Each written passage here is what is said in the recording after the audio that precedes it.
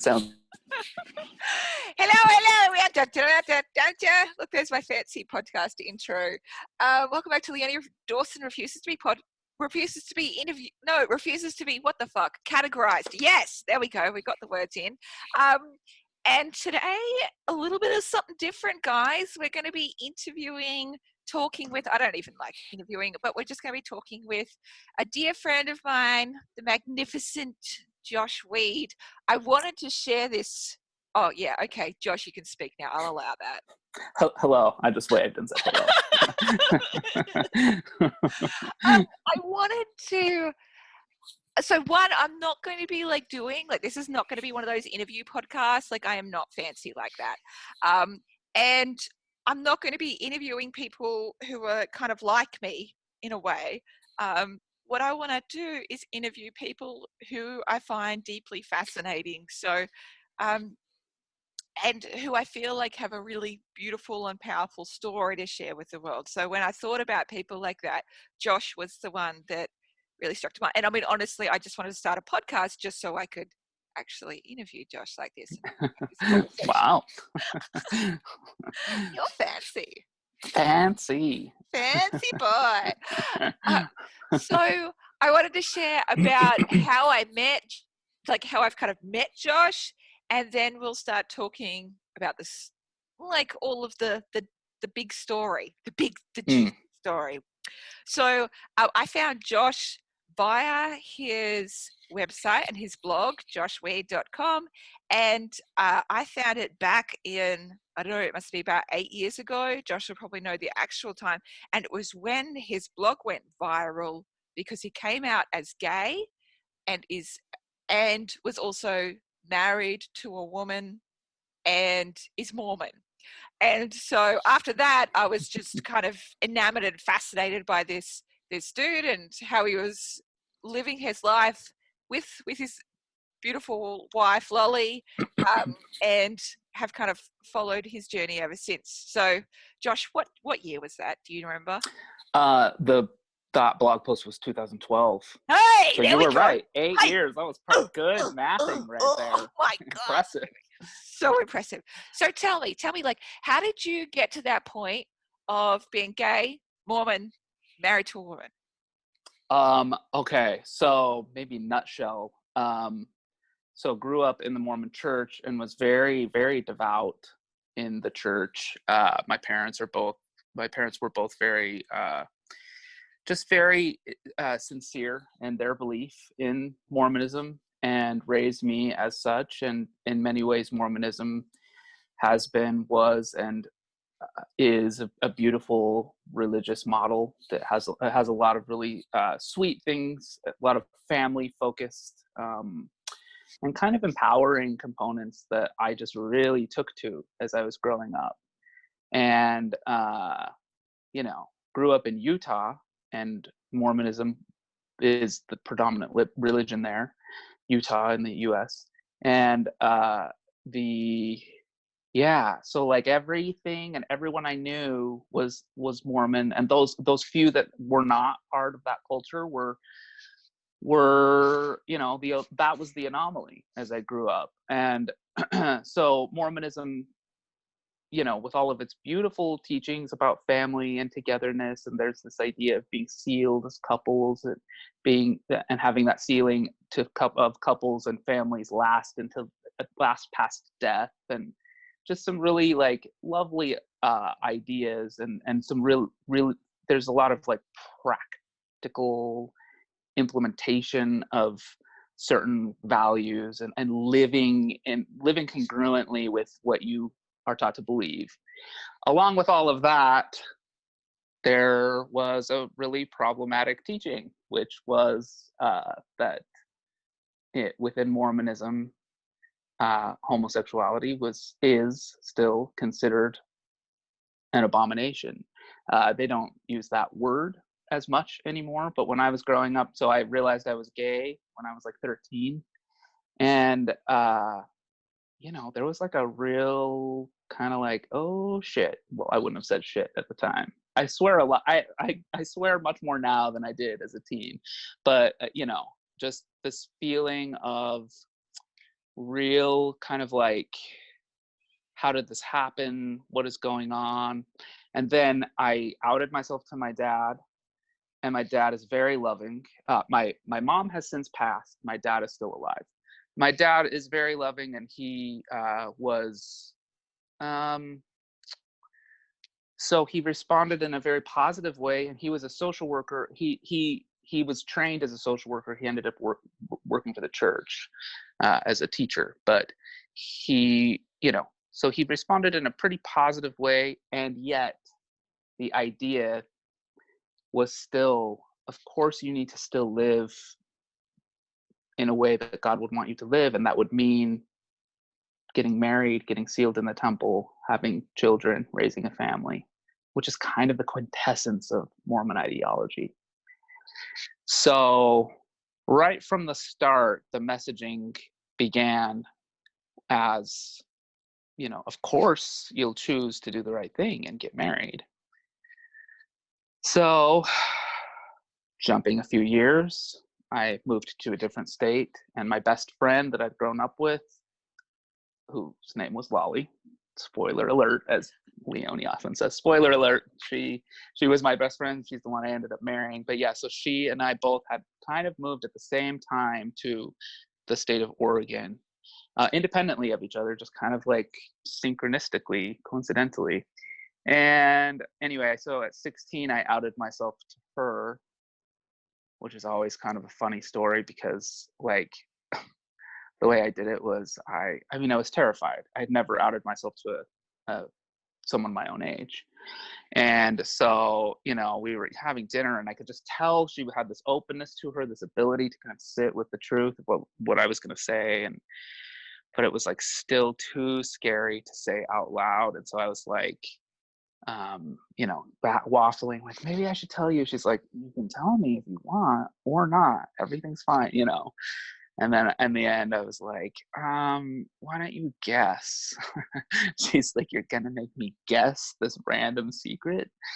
And I was like, yeah. And so anyway, she said, are you gay? I mean, I'm sure it was kind of apparent to other people, She said, are you gay? And my immediate response was, no, that's not it. Because I remember just like clamping in on myself and not being able to answer honestly. And then she said, she was so relieved. She was like, oh, I'm so glad to hear that that's not what it is. And that stung. And I was like, why? I was immediately crestfallen, and I was like, why did you respond like that? Why did you say that?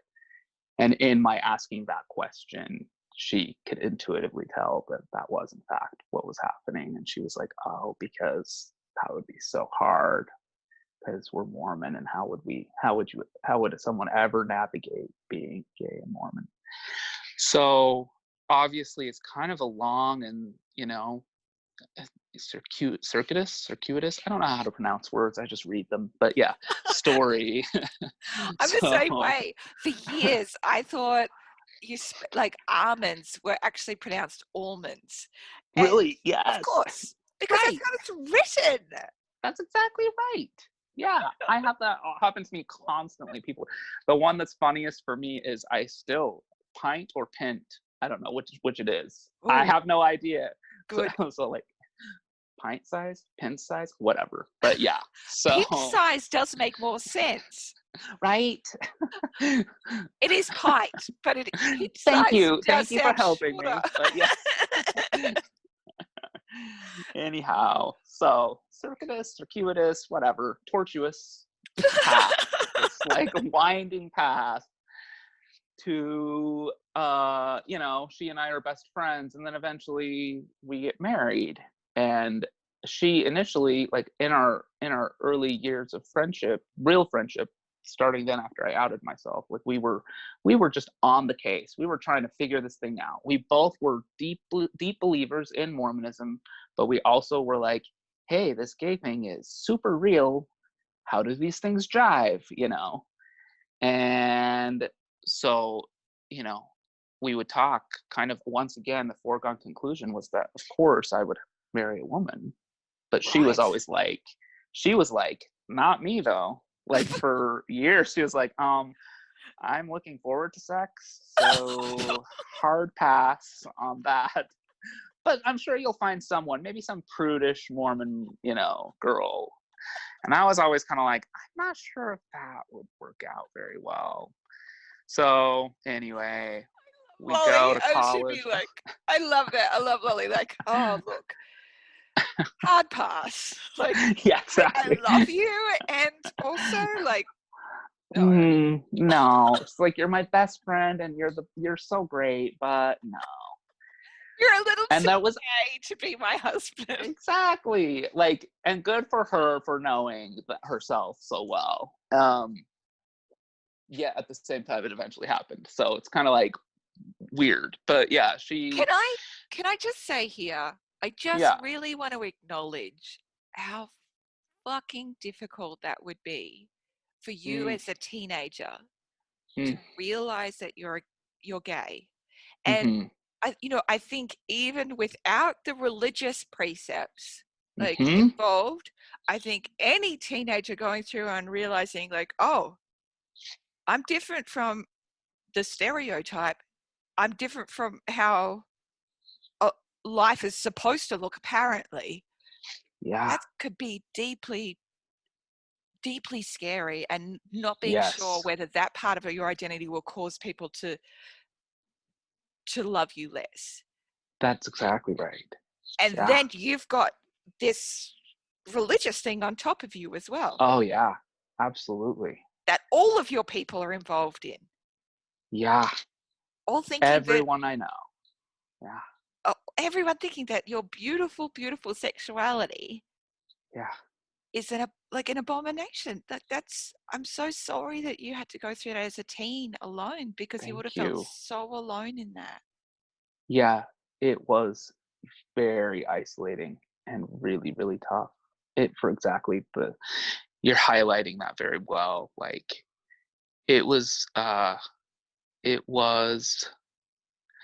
just so confusing, and it caused such a state of internalized homophobia, right? Like, it really did lead me to loathe myself, loathe my sexuality. I didn't believe in it. I knew it was real, but I also didn't believe it could possibly be good. Yeah. This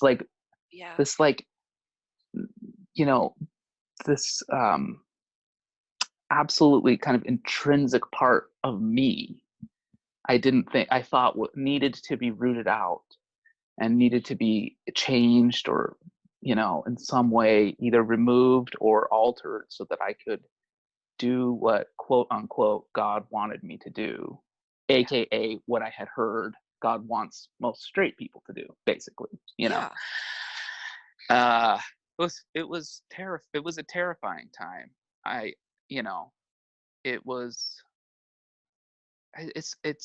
It's funny because it seems more terrifying to me now, looking back. There is that element of you're swimming in the water, so you can't see the water. That was also an element too. So like, the terror and the homophobic internalization, a lot of that was happening kind of unbeknownst to me, Yeah. Which is super fun, because then, like, later in life you get to dig that all out and start looking at, like, oh, they really fucked me up, like, or like, this whole process really got its, like, claws in me. Like, this was intense. It's true. I would like to clarify for everyone as well. Josh is a therapist, and Lolly is a therapist also. True. So we go, like, and I find this is like the even more fascinating part of this story, because you've done this journey and you've done it with therapist brain on, being witnessed by somebody with a therapist brain as well. That's exactly right. That's exactly right. Really beautiful. And I think it's also, like, super normal. Like, I used to think I had a really happy childhood. Right. And then the older I got, the more I look back and I was like, wow, that was like dead set fucking trauma. Totally. Like, oh, capital T trauma, that was happening. Oh yeah, okay. Like, it isn't just okay that happened. Like, oh, oops. Right? And then like sometimes like because I have I can get a PTSD response to something, Totally, and then I'm absolutely. like, and then I judge myself. I think I don't even have any trauma like to Right. have this about. And then like I get flashbacks, and then I have to witness myself. Oh no, that's right. There was Yeah, trauma. right. Okay. Yeah. Oh, that's right. Yeah, exactly. That's right. Totally. So Totally. bless you for coming to these realizations. You know what I really wish for you? I wish that Josh of 13 had had all of a sudden realized that he was looking at other guys' asses and thinking, yummy, yummy. Yes. And then thought, cool, solid. I know. Yeah. I wish there's a part of me that yearns for that a little bit. Like, it was like, well, I guess I'll kind of intervene with the story and then make that point. Oh, Please. I'm gonna forget it. I love it. So, I guess I'm gonna make the point. The point I was gonna make was that there's like, it just was such just kind of a nightmare. Like, the reason why it was a nightmare, more so, like, there was the internalized homophobia. There was the culture that was literally using words like abomination to describe this thing within me. I remember reading a book written by a Mormon prophet that like had a whole chapter on homosexuality that was like using words like pervert, abomination, and saying things like the pervert brings us upon himself. And I'm like 14, and I was like, I threw the book across the room because I was just like, I knew I knew I did not bring this upon myself. Like, this is something that like spontaneously originated out of who I was. I still somehow modified that thinking into like, but it's still a problem, and maybe it's spontaneously originated because of attachment difficulties and et cetera, et cetera. Anyway, so there's this, there's all of that going on, but then there's this whole stunted development component that was also really, that was the part actually that later in the story kind of like changed things for me, which was that, everyone around you is going to dances where like the idea of like a school dance or a church dance is like, let's get these 14, 13-year-olds together.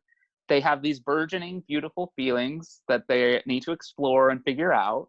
We're going to give them a safe space with some punch and cookies, on the sidelines, to dance to awkward 90s music, because I grew up in the 90s, and like, Right.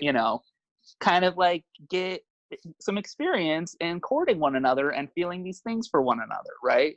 There's this social acceptance, even encouragement of psychosexual development that I think is absolutely critical, a critical part of normal sexual development. And as a gay kid growing up in that environment, there's none of that.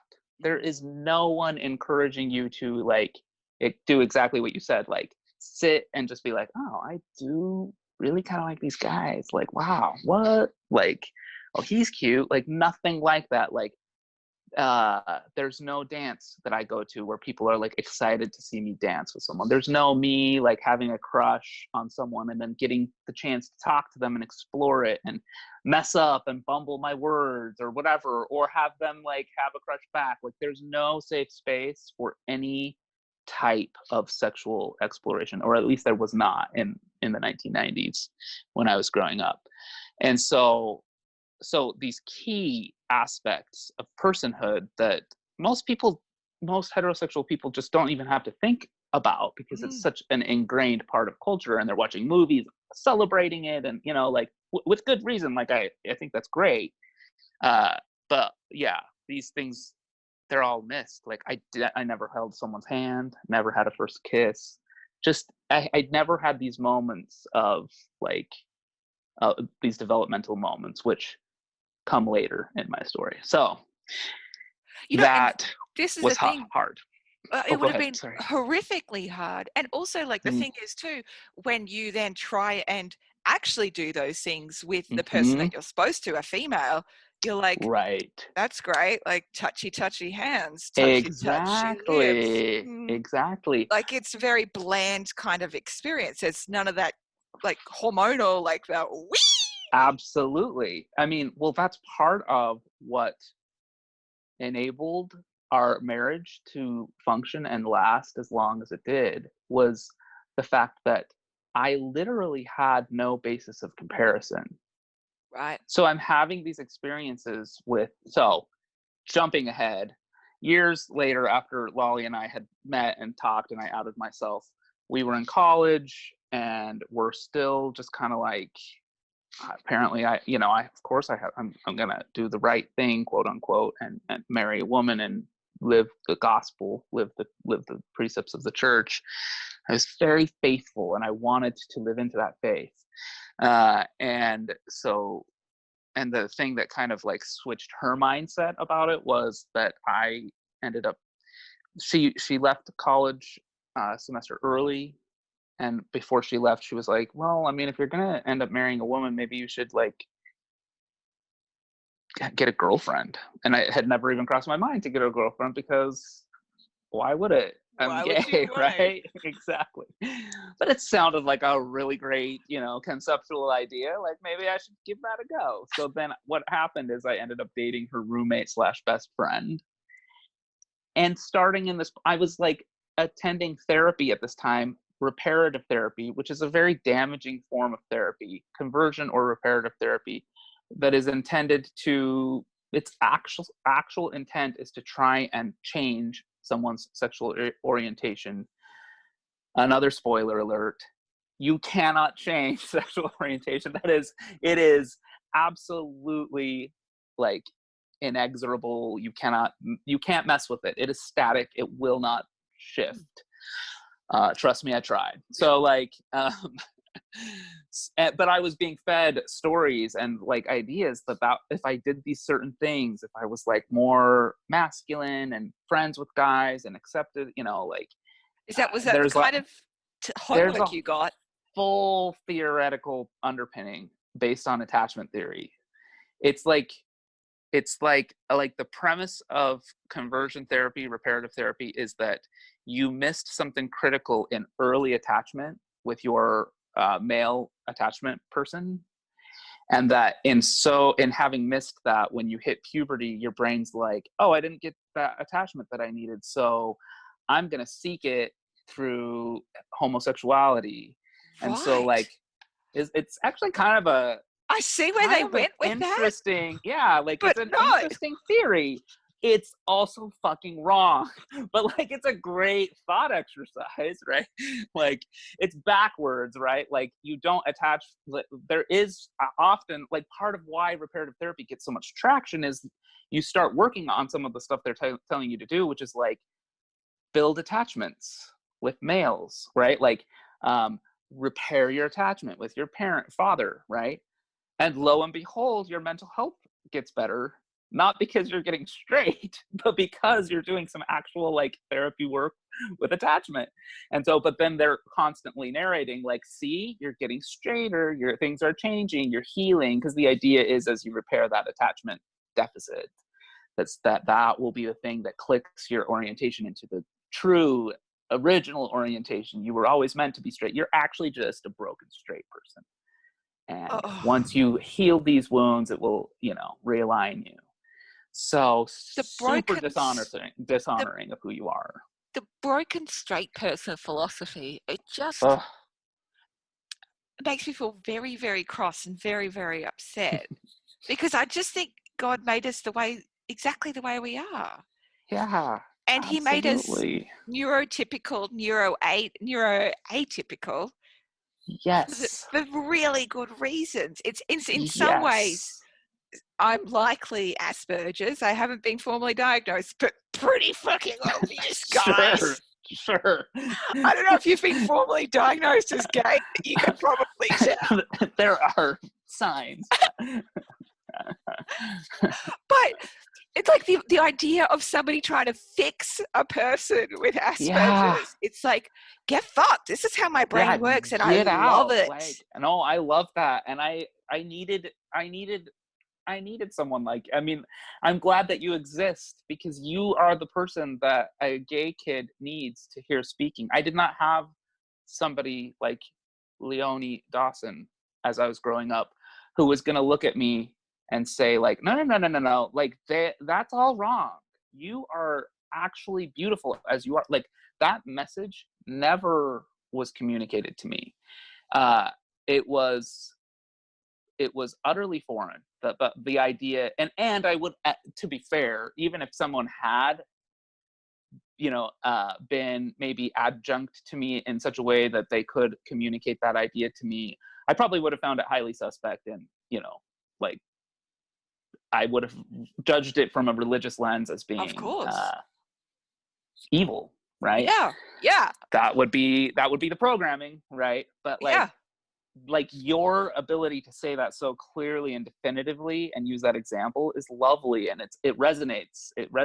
And like, gay kids need people that are out there saying like with love in their hearts, saying you are truly beautiful as you are not broken, because the messaging they're getting even still is often so different than that. It's true. I was, just before I got on this call, I saw Dan Levy, who knows how it sounds. We don't pronounce words. We just read them. It's fine. He was sharing like Vogue covers or something for Schitt's Creek. And they're just like beautiful couple shots of him and Patrick. And he said when he was a teenager growing up, he wishes that he would have been able to see these kinds of covers. Oh, totally. And the covers are so beautiful and so sexy. And I'm like, sweet Jesus, I'm going to write some fan fiction about this. Like, totally. Oh, mama, I know what I'm doing tonight. Hope you share. There's so much online already, my friend. You're like, no, there's no paucity of material. There isn't. But I'm so grateful for this new generation of kids who are so much more fluid in gender and sexuality, and it's not even just about straight or gay anymore. It's so true. Completely fluid, and you don't even have to be resonate as a chick or a male, because I've never felt like a chick. I've never. I just want to be who I am. Like, absolutely. Gender identity and sexual orientation and this overlapping kind of like construct. There's so much intuitive comprehension because they have permission to just be. Yeah. And so there's this intuitive comprehension of the dynamic nature of these things, while certain elements and certain parts of it, like I tried to change my sexual orientation for years and it doesn't change. But also within humanity, there's this spectrum that is like so rich and diverse, and you can't contain it, like. Yeah. And there's this, like you're saying, in this current generation, there's this comprehension of and acceptance of, in fact, I even in my clientele in this generation, sometimes I've like had moments where I'm like, I can't believe this is the conversation I'm having, where a straight young male a couple of times, like in various instances, will be like, yeah, I'm so boring. I'm just like this hetero guy. Like, I wish I had more like to my sexuality than that. I'm like, oh, you're feeling hetero shame? Like, I was like, you're beautiful as you are. I'm having to give that message to the straight kid. Like, what?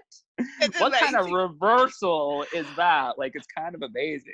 That's amazing. Amazing. I mean, how different would it be if we just didn't even have to like grow up and label shit? You know exactly. Can we not just be? Yeah. Exactly. And just fuck whatever we want to fuck, right? Yes, precisely. Right. With consent. Right, exactly. Complete consent. Totally. Like growing up now, like I just don't even think like anyone should have to think like I'm necessarily straight, if you know what I mean. It's just like Right. see what happens, see who you meet. Like we're probably See who you are, see who you meet, see if what they smell like. Yeah, there's like a whole pheromone thing like Yeah, that is real. The big smell time. thing, I mean, that has blown me away. I got to get to this part of the story. Okay, So, yeah, sorry. Okay, I'm just like getting a little bit excited about so much. Oh yeah, I know. Like we're gonna dive deep into sexuality in general and pansexuality. Just fuck anything that moves. Like that's amazing. Exactly. Just enjoy who and what you are. Yeah. Yes. Loving it. So you got married to a woman. So we did get married. Oh, okay. No, wait. Hold tight. Oh, yes. You performed as a boyfriend. That's right. Tell us more. That's where I dated her best friend. I dated best friend, and I was good at straight acting. I kind of like was. I mean, this is what the modeling I've always gotten was. To this day, I don't have a incredibly camp kind of voice or whatever. I don't have. I think. No, I'm kidding. You sure. don't. You're like busted. No, like that would be beautiful. You're like. You really think that was so adorable? That's really cute that you. Yeah. Like, I love that for you. That's right. Just head pat, like. No, you can totally pass as a straight dude. Sure. And be a really great boyfriend because you're so thoughtful and sensitive, and you can pretend to be romantic. There was like people around that I think were picking up on things for sure, but I think by and large, like, I mean, it's funny because to this day I question the degree, because I don't know how much of how I present and what I am is because I was kind of trying to model myself after heterosexuality, and how much is what would have just genuinely blossomed. Like, I think honestly, if I had been given this like space to just be and feel pride in what I actually was, I honestly, like, I do wonder if I would have a different mode of speech and maybe different inflections. I mean, by this point, in terms of attempts at authenticity and whatnot, like, I don't find myself altering anything in order to. I mean, maybe occasionally, but for the most part, this is just what is coming from me, right? Like, but I honestly think it would be probably different if I had been able to develop with freedom. But anyway, so yeah, I was straight acting and kind of good at it. And I've read a damn book or two. I've seen a fucking movie. Like, I know how the guy is supposed to act as a boyfriend, right? So I like knew you'd be the type that like puts your hand on the woman's cheek as well, like, because that's like the level. That's because what I've seen. Like, I can tell you the thing that like really made Lolly kind of like, what is, at one point I pushed my girlfriend, kind of like shoved her against the wall as I kissed her. Like, it looked very like, it sounds so like forceful and passionate, which meanwhile there's like no passion happening. It's like pure performance. Like, but I honestly didn't even know that. I mean, how do I explain this?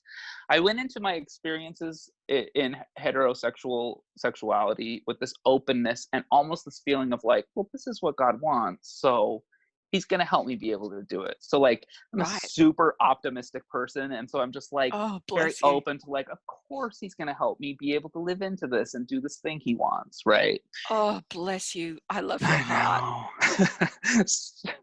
So, so I would kiss and be like, that wasn't horrible. Like, most people, their first kiss of like orientationally, good kiss is like, woohoo, this was awesome. Mine was like, wow, I didn't actually feel nausea, so I guess that's really great. Like, your expectations are sad. So tiny. So low. So low. Sweetheart. And I know it's so sad. Oh, so I was expecting so little. And I had never kissed or had any kind of romance with a guy. It was all purely imaginative at that point. So you didn't even know how good it could be. I literally had no idea. No basis of comparison. So you push this chick against the wall and that is an amazing piece of performance art, Josh. Right? how like performance art. I love it. That is kind of what it was, you know. And I ended up, I'm a very authentic human, and so like I did end up telling her that I was gay, but also we were in Mormonville. We were at a Mormon college, and so like again, I can't emphasize enough, everyone's expectation was like, oh, of course, to do the right thing is, she didn't even break up with me. Like she did not even, she was like, oh, I'll help you through this. You know, like that's like the response within this culture to like, hey, I'm gay, as a woman would be like, oh, well, we'll work on it together, right? Wow, I'll fix you.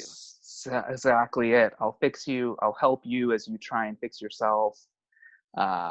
It's so anyway. Bless you. So Lolly saw this incredible piece of performance art. Right. Yeah, she heard and about what it. happened in her brain? She was just like, he's my best friend and he can do that stuff. Like maybe he, you know, he's must be changing. He's different, you know, like. And I got home from that semester of college, and it was right before she and I both were slated to go on our church missions. I served 2 years in Venezuela, which was an amazing experience. I'm so glad I had that beautiful time, right?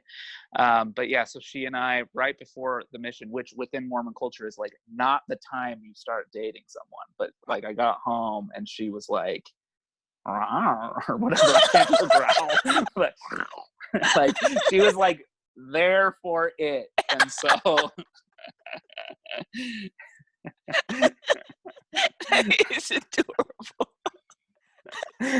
That was like the saddest attempt at a feline growl ever. I love that Lolly's like, well, if he's gonna do that, like bring it on. It's pretty much a straight guy. Like she's like, yep, clearly we're good. Yeah. No, like it's kind of like, how did this go? So it's like she and I mean, this is the beginnings of like where things ended. So like she and I were therapist brains, very hypothesis based, and very so like in a lot of ways eyes wide open, and also still very super religious, super tied to the universe through the vehicle that we had, which was our religious upbringing. Yeah. And so very open to messaging from beyond, and very kind of like really genuinely both of us yearned to do what was correct, what was our destiny, and what God would want us to do, kind of like surrendering to the will of the universe, or surrendering to his will. And so anyway, we had this kind of like falling in love experience, which for her was like genuinely falling in love with me, and for me was, I don't know how to describe it, because there was a opening up of certain things, and there was a higher level of closeness, and we started kissing, and we had more physical closeness. But as a gay man, it was of course not sexualized. It was kind of like opening all possible closeness within an emotional bond that you just ever could, without it ever taking on any sexual or fully romantic form. But then there was also the performance piece too, where I was playing the part of, I didn't even realize I was just playing a part. Yeah. Because I had never felt the real thing, I was like, oh, I'm falling in love. Like I kind of thought, like, I think I'm falling in love. And there was like a closeness to it, and it was a really sweet time. I still have really fond memories of that summer. You know, it was a really beautiful kind of like togetherness summer that we spent together in this state of her in infatuation and me in whatever the hell I was experiencing. I don't know if there's words for it exactly. Well, I think you and Lolly have such a unique and special connection. The way you guys, it's like, you know, it's so rare to find a connection like that. And it's true. So it's really easy for you to be able to kind of mistake that kind of That's right. soul experience of deep connection. True soul connection. Yes. Yeah. You guys, yes. You mix guys it up with, love yeah, each other. yeah, You love each other so, so genuinely, deeply. yes, yes, You want the very absolutely, best for each other. 100%. Always did. In fact, that was like one of the kind of sweet, when I think back on this story, one of the sweet elements of it is we're going on our missions. Actually, she didn't know she was going on a mission yet, but I was going on my mission, and we kind of looked at each other, and within Mormon culture, there's this kind of like, will you wait for me? Which is like this kind of semi-unrealistic, like making someone wait for 2 years for, like, come on, go live a little. And, if it works out, it works out. But like, we were both very like, if God wants this to work, it will work in the end.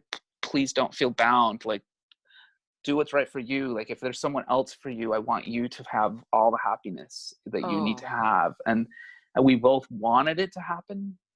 I genuinely wanted it to happen. Like, if I was living this life, she was the one I wanted to do that with, right? If you had to 100%. marry anyone, you wanted to marry Lolly. Her, yeah. And, and so we both had this kind of like beautiful surrender to what was going to happen. And so then I went on my mission, and she ended up going on one as well. We got home from our missions right at the same time. And she had during those 2 years, some spiritual experiences in which it was clear to her that we were supposed to get married, that I was the one she was supposed to marry. And I don't question those experiences, even still. I think that they were real, and it's all complicated. Time complicates things a little bit, because I can talk about this and still feel the veracity of it. And yet I also know that the story has such a strange and, like, an ending that seems divergent from that path, right? Yeah. But no, she really got some very clear messaging, probably early, maybe like a few months into me being gone to Venezuela, and just knew from that point on that that was what was supposed to happen. And then I got home, and you're not supposed to really talk about that stuff while someone's on a mission. So she wasn't really sharing. She shared a couple of details, and I was like, oh, I think that might be a thing, And then I got home, and I felt totally pressured. I actually was thrown in jail right at the end of my mission. As I was getting on the plane to go home, they discovered that the people that were managing our passports were getting them illegally stamped. And so, like, I was supposed to have been going every 3 months to like Bogota or something to get a stamp. And so anyway, half of the missionaries leaving that day were able to get on the plane, and half were taken in a paddy wagon to the local jail. And I was one of the ones that was thrown in jail overnight. And then the next day, the judge made us stay in the country so that they could process the whatever legal stuff. I mean, I don't know. It sounds weird to me. Like, deport me if I broke, like, get me out.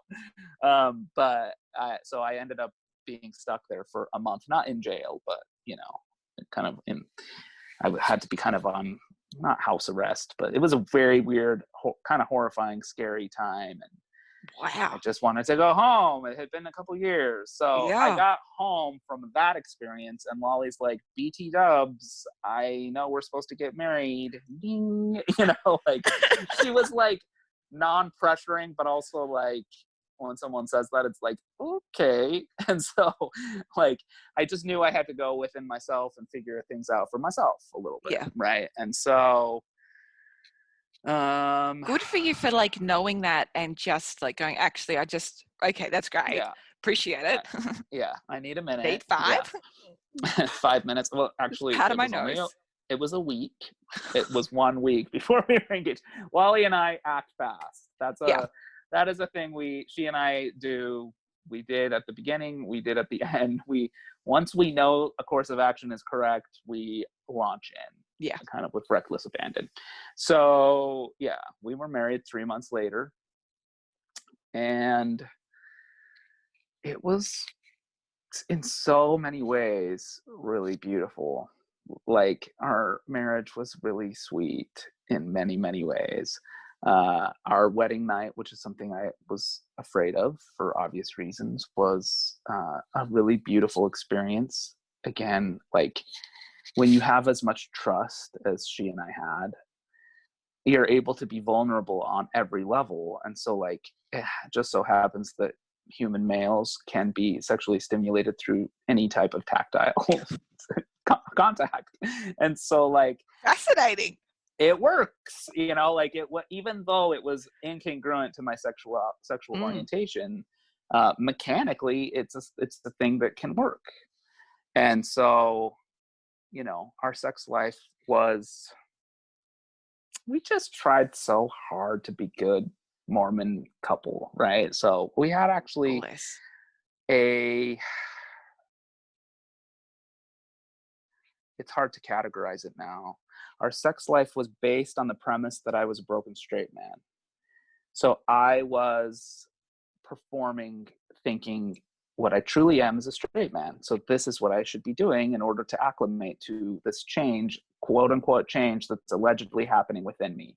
Right. Or even if it doesn't happen in this life, in the next life, I will be magically transformed in the resurrection, posthumously turned into the straight, you know, person that I always was and will be by Lolly's side forevermore. Right. Wow.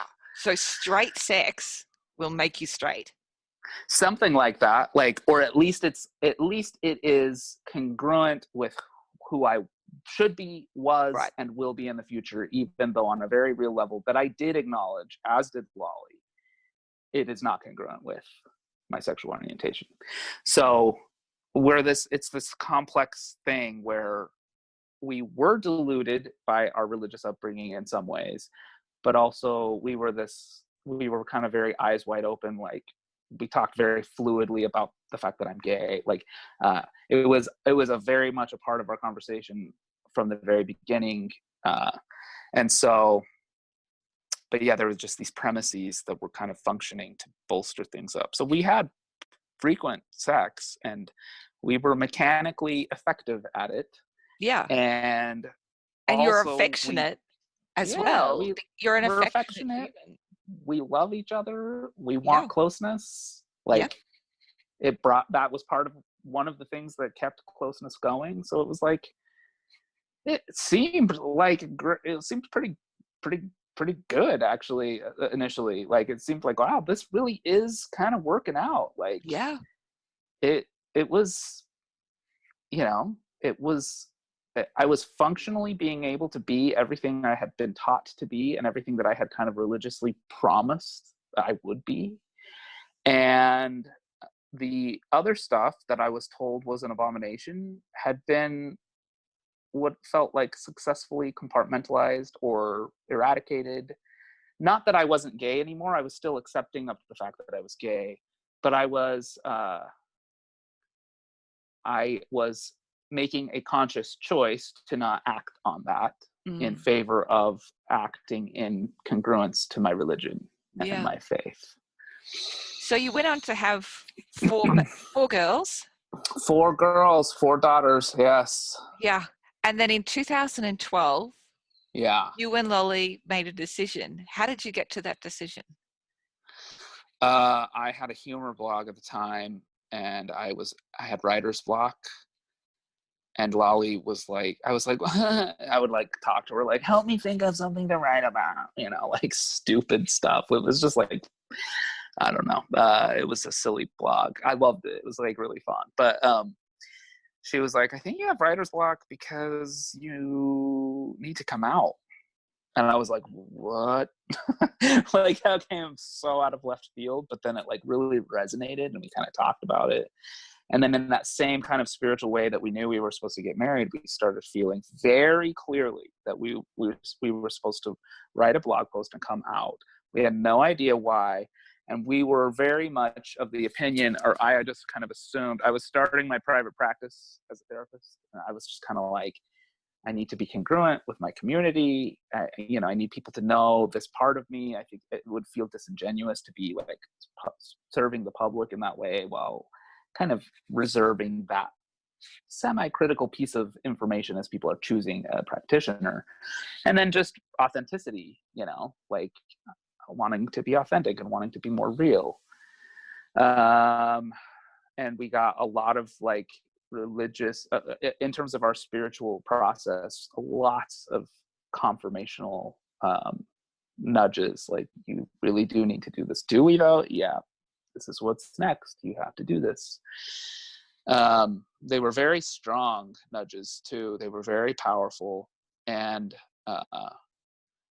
we have always kind of followed that when we felt it. And so we did it. So on our 10-year anniversary, we went on a vacation together to Las Vegas, and there on the anniversary itself, we published this blog post that was kind of like, hey, I'm gay, and also we're married. Weird, but that's where we're at, just kind of like announcing it. And also kind of like, maybe don't judge us for, or not, just like I don't even know. Just, I can't, it just was kind of like, I mean, more than anything else, it was a coming out piece. Yeah. This was me coming out to the world. I think it's like such a testament to you and to Lolly for the fact that even though you were performing as a straight man, even though you were having a successful marriage, you did not hide the fact that you're gay. It was an essential part of your identity, and it was non-changing. That's right. Yeah, at that point, again, this is the therapist brain, right? At that point, 10 years in, it had become very, very clear to me that orientation was not alterable, Right. Like, I had done all the things, I had jumped through all those hoops, both religious and, pseudo-therapeutic with reparative therapy, and nothing had budged, And you desperately wanted it to budge. Oh, you tried so hard. I did. And I loved Lolly so much and wanted to love her the way a straight person could love their spouse. I just so yearned for it. And yeah, it was very clear to us that wasn't going to happen. So we had the ability actually in that blog post to speak to the LGBT contingent, specifically of Mormonism, but then it went viral enough that it was just kind of more a general message, which was, it was almost a message to religious families who have LGBT kids. And it was kind of like, if you have somebody who is LGBT in your family, like, you need to let them be who they are. They are going through a lot. And your job is to love them and not judge their decisions. We chose this thing, but you're supposed to just allow your people to choose whatever they are supposed to choose, right? Yeah. This was the message that we wrote. Yeah. However, there was no way to get around there's like the message that we wrote, but then there's this just inherent message in what we were. Right. Yeah. A gay man appearing to be successfully married to a woman, and people in religious communities glommed onto that secondary message a lot. I mean, that's arguably probably why who knows why things go viral, but part of why it went viral was a lot of religious people being like, see gay relative, see gay person in my life, you could do this thing, you can do what they did, even though the message we wrote itself was like, don't do that, right? Yeah. Like the very message that they're sending out, which is why whenever I had gay people contacting me who had been sent that message, they would read the message and see that we were like genuinely like, please love your gay people, like, please love your LGBT family and let them be who they are. And so they were kind of grateful. But then there was always this, like, I've gotten this from 4 random family members, and I just got your blog post again. And it was years of that. Like, wow. For years, people were sending that to the gay people they knew. Within Mormonism, within Christianity in general. Sorry, go ahead. Oh, did you have any idea it was going to go viral? Zero. Like, I was like doing this blogging thing with like humor posts, and I had this like vague conception that maybe I would like a humor post to go viral. Like that would be super fun, you know? So like I happened at that time to be putting some vibes into the universe for virality. Like, but I wanted a stupid post about shitting my pants on a run to go viral. I wanted like something dumb and frivolous and just fun to go viral. When we wrote that post, it felt absolutely it felt completely out of line with everything I was trying to do online. It was like, okay, sorry to interrupt the flow of normal content. Here's this weird post where like I'm coming out to my Mormon community, and a lot of you aren't probably even Mormon, but you know, here's this weird thing. So the fact, like, so then when that was the thing that took off and went viral, it was an utter shock. We had no idea that was coming. I mean, So give it's me some funny. ideas of how viral it is, because some people are like, my post went viral and it got seen like 1,000 times, you know, but yours was a whole other level. That's right. Like it's to the point now where I understand that there's like mini viral and then there's viral, or maybe like world viral, right? Yeah. This was verging on world viral. It was I don't know, I can't actually remember the numbers now, but like I don't want to say wrong ones, but we're talking millions of people looking at it, right? We're talking like being written about in both newspapers in the United States and in other countries, right? Wow. I can't remember if anyone in Australia wrote about it or knew about with Australia, somebody found that blog post, I think years later. It was like, I could probably look it up. It was some like well-known blog or well-known person. And they were like, this is amazing. Can we post about it? It was like 5 years after it had been written. I was like, sure. And then nothing came of it. And I think what happened was they finally looked at the date and they were like, oh, this is half a decade old. Like, this is like the oldest news in the world. But yeah, so like and you had like TV interviews and things like that, didn't you? oh Or radio? yeah, no, TV, radio. We were on Nightline. We were on the Ricky Lake show. Oh my God. And we were on Ricky Lake, which is like so funny. Dude. And I mean, you and Lolly are kind of perfect as well for it, because I mean, you're both just beautiful looking people, and you also thank you.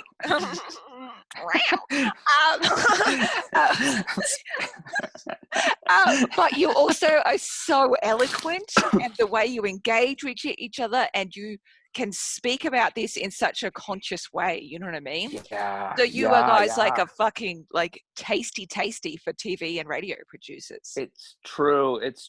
There was a little bit of that element. Yeah, we were on a reality TV show, and you know, yeah.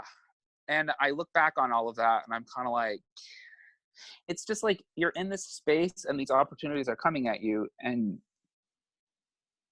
you're going to say yes, you know, like if you're someone like me who's an optimistic person who says yes to life or tries to, right? Yeah. Like as these things are coming in, I mean, we were judicious spiritually more so than anything. We would like connect, we would pray and connect with our spiritual selves before we did anything. So there were some things we declined. We said no, for example, to being on Wife Swap. Oh my God. They were like, you want 10K? Come on Wife Swap. And we were like, that's a no. Like it was amazing. A clear, like spiritual, like, that's not going to be a good thing. No. Like money is not worth that. And so, but then a lot of things we would pray and it would be clear that we were supposed to go forward. And as I think about it, it's like this really mixed bag of, you know, part of me is like, I mean, we ended up getting divorced, right? I'm sure I've said that Spoiler so far. alert. Spoiler! Oh my God! I'm Spoiler sorry. alert. I just like completely ruined the arc of our narrative here. Oh, it's good. Like, I mean, this is a thing, right? You both felt so deeply called to sharing Yes. that message and believed that you had to share with people about being loving and accepting of each other, no matter what Right. your sexuality. Right. And then a few years later, yeah. A few years later, what happened? We this is where it ties into the earlier stuff I was talking about. So while on the cognitive level, I had very tidily tucked things away. That sounds funny.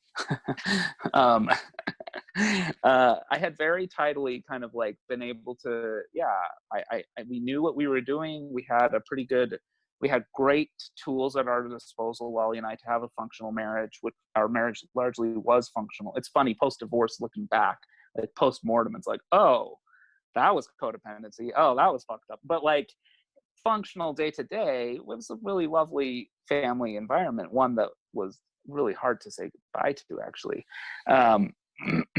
But the thing that I still had never known anything about and never expected to show up on my doorstep was, you know how I missed all of that sexual development stuff?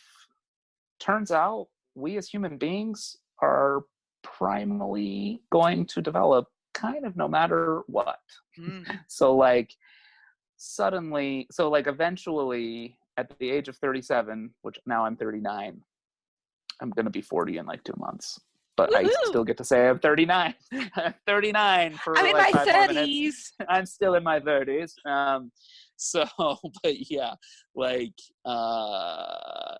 so yeah, I should say a few things started happening.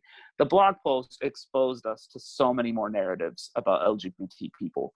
We were immersed in the struggle of religious people who were LGBT and the pain and the things that had happened. And there are atrocities. There are horrible things that people go through. I myself was told by my bishop when I was 16 that I was not gay and that gay wasn't real. You know, like I can think back to my own stuff, and there's other things that people go through that are just, it's just excruciating to think what youth have to experience.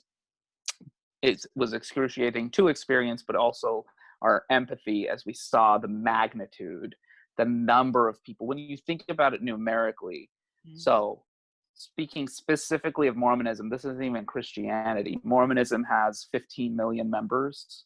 Right. So if, 10% of those people, which is kind of like the biggest, or even 5% are LGBT, that is a fucking lot of people. Like, how many is that? 750,000 to 1 million? Like, we're talking just so many human beings are being subjected to this really problematic stuff. And I'm seeing this in my therapy office, and it's like just dawning on me, like the numbers are finally dawning on me, like this is a problem.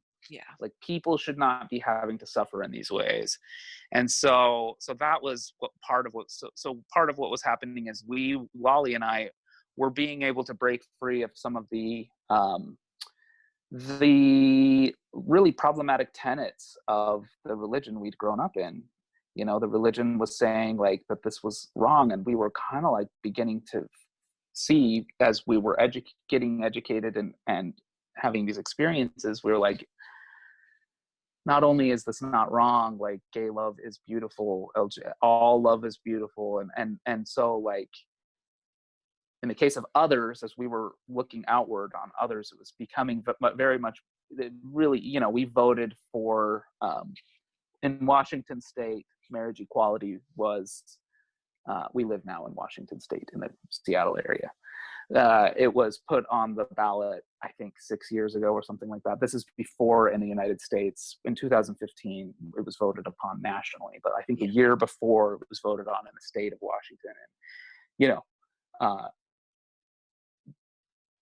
the church was not going to be encouraging of that at all, but we internally like knew very clearly that that was a super important thing to vote for, which is like hilarious to me now. Like, what if I had voted against marriage equality, and now I have now I'm in a position where I will, likely want to marry a man. Like, how, like, I'm just glad that I'm glad that we were being able to see the things that we were being able to unravel the indoctrination that we had experienced at I think a really helpful time and a good time. So that unraveling. Oh, go ahead. Yeah, I was just thinking, like, because I mean, you're in such a unique position. Both you and Lolly are both therapists, and you would Right. both be having this experience at the same time. You've got these Yes. beautiful souls coming into your office and Yes. saying, I am gay and I am Mormon, or even, Yeah. do you have non-Mormon clients? Yeah. Oh, absolutely. Yeah, but they're coming in and going, I this feels bad. And you look at them and you see all of the beauty and the loveliness in them, and you just want the best for Yes. them. And That's so exactly right. you would just be thinking, I want you to love whoever you want to love. That's exactly what it was. And it was even more so because Mormonism specifically is such an exacting religion. It really expects allegiance. Um, that sounds a little wrong. It is such. I would describe it as a religion that garners a lot of love. People love. People who are Mormon really love the Mormonism that they are experiencing. They love the things that it does. That there's like a real beauty to it, and a real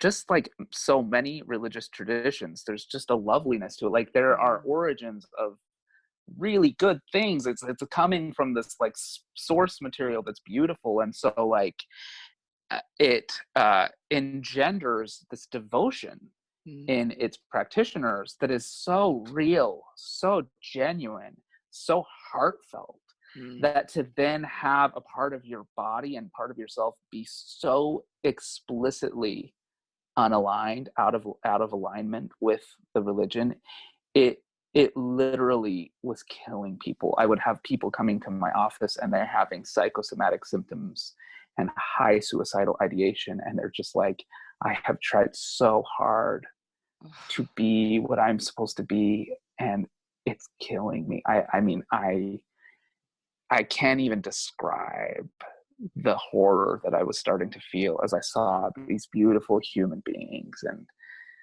And then I just remember I had a really close friend who is a lesbian and was Mormon, and she called me, and she's a really strong, beautiful, wonderful person. And she called me, and she was kind of on the brink. She was suicidal to the point where I dropped everything and went over to her house because she just did not have the will to survive anymore. Like, the oppression of that level of internal devotion to the church, institutional Mormon church, combined with what she was, it was just killing. It was actually killing her. And I will never forget walking around her yard with her, and I was having to hold her up physically, like I was like kind of like her cane, that she was like leaning on me because she was so psychosomatically ill. She had all of this symptomology. She couldn't even walk, and I was just like, this is inhumane. This is just wrong. This is just wrong. Something I was taught, this, like, it was taking this level of magnitude for me to really be able to disentangle myself. But like, it finally was able to get there. Like, this is truly inhumane. It is killing people.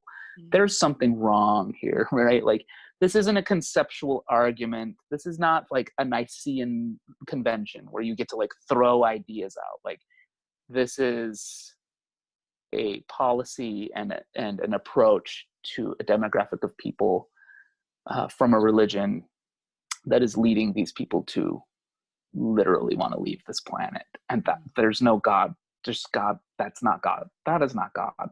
Yeah. 100% impossible that is coming from God.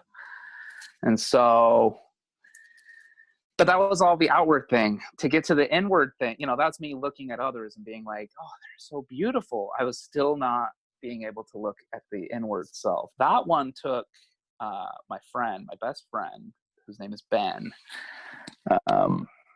He's a really beautiful person, and he is straight, and he and I became friends probably 2014. So a couple years after the post.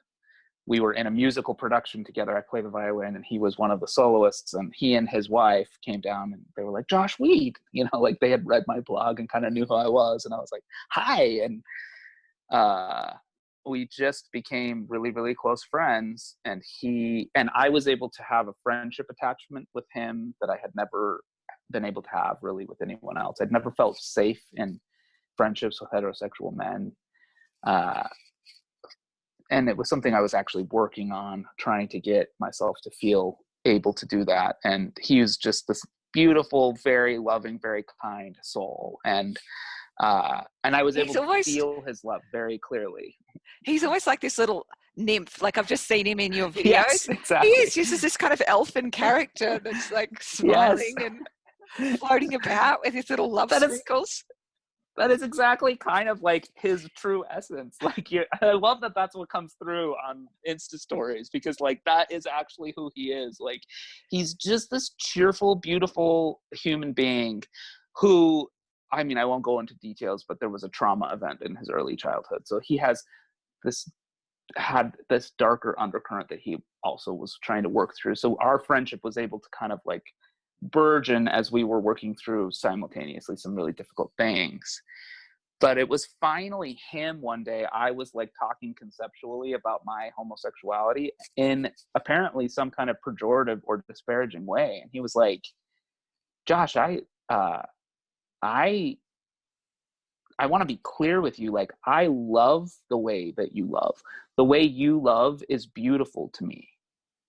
And I remember when he said it, it was just like, I couldn't even take it in. Like, I couldn't even understand what he was saying. I was like, wait, what? He's like, well, like the way you love as a gay man, that I find that to be beautiful.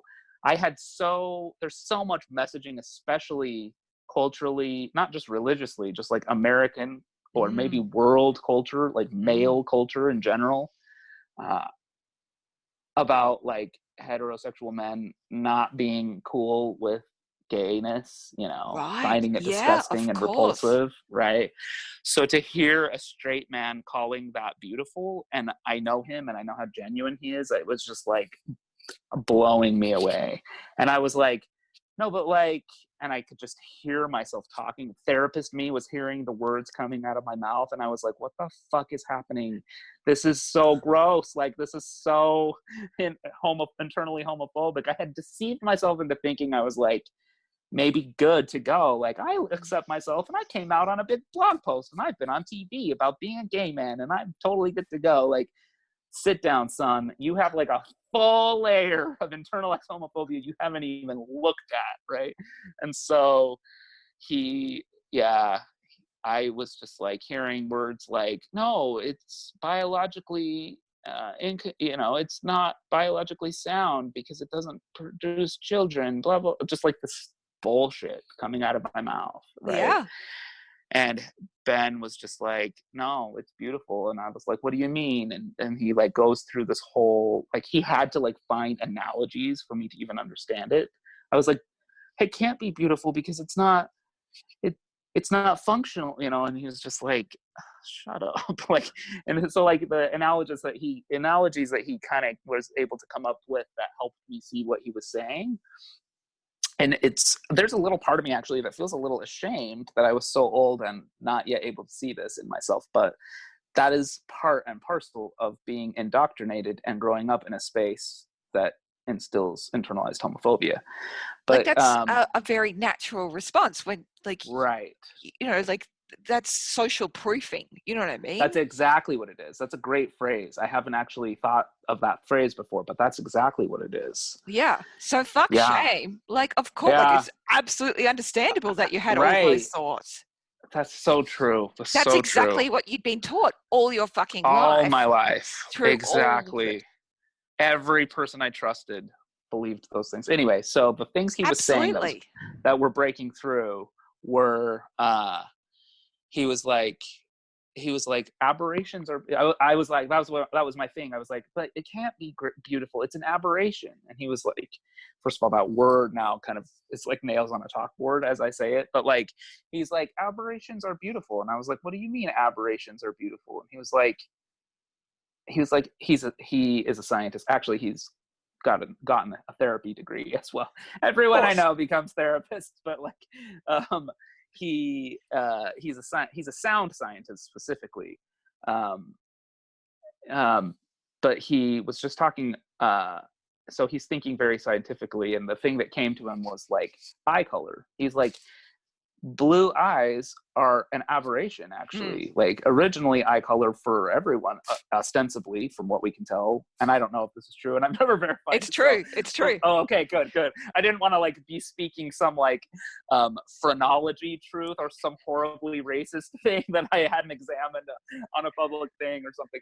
But yeah, he was just saying that blue eyes are an aberration, and yet some people will find that aberration to be very beautiful. Of course, all eye colors are beautiful, but aberrations can be beautiful.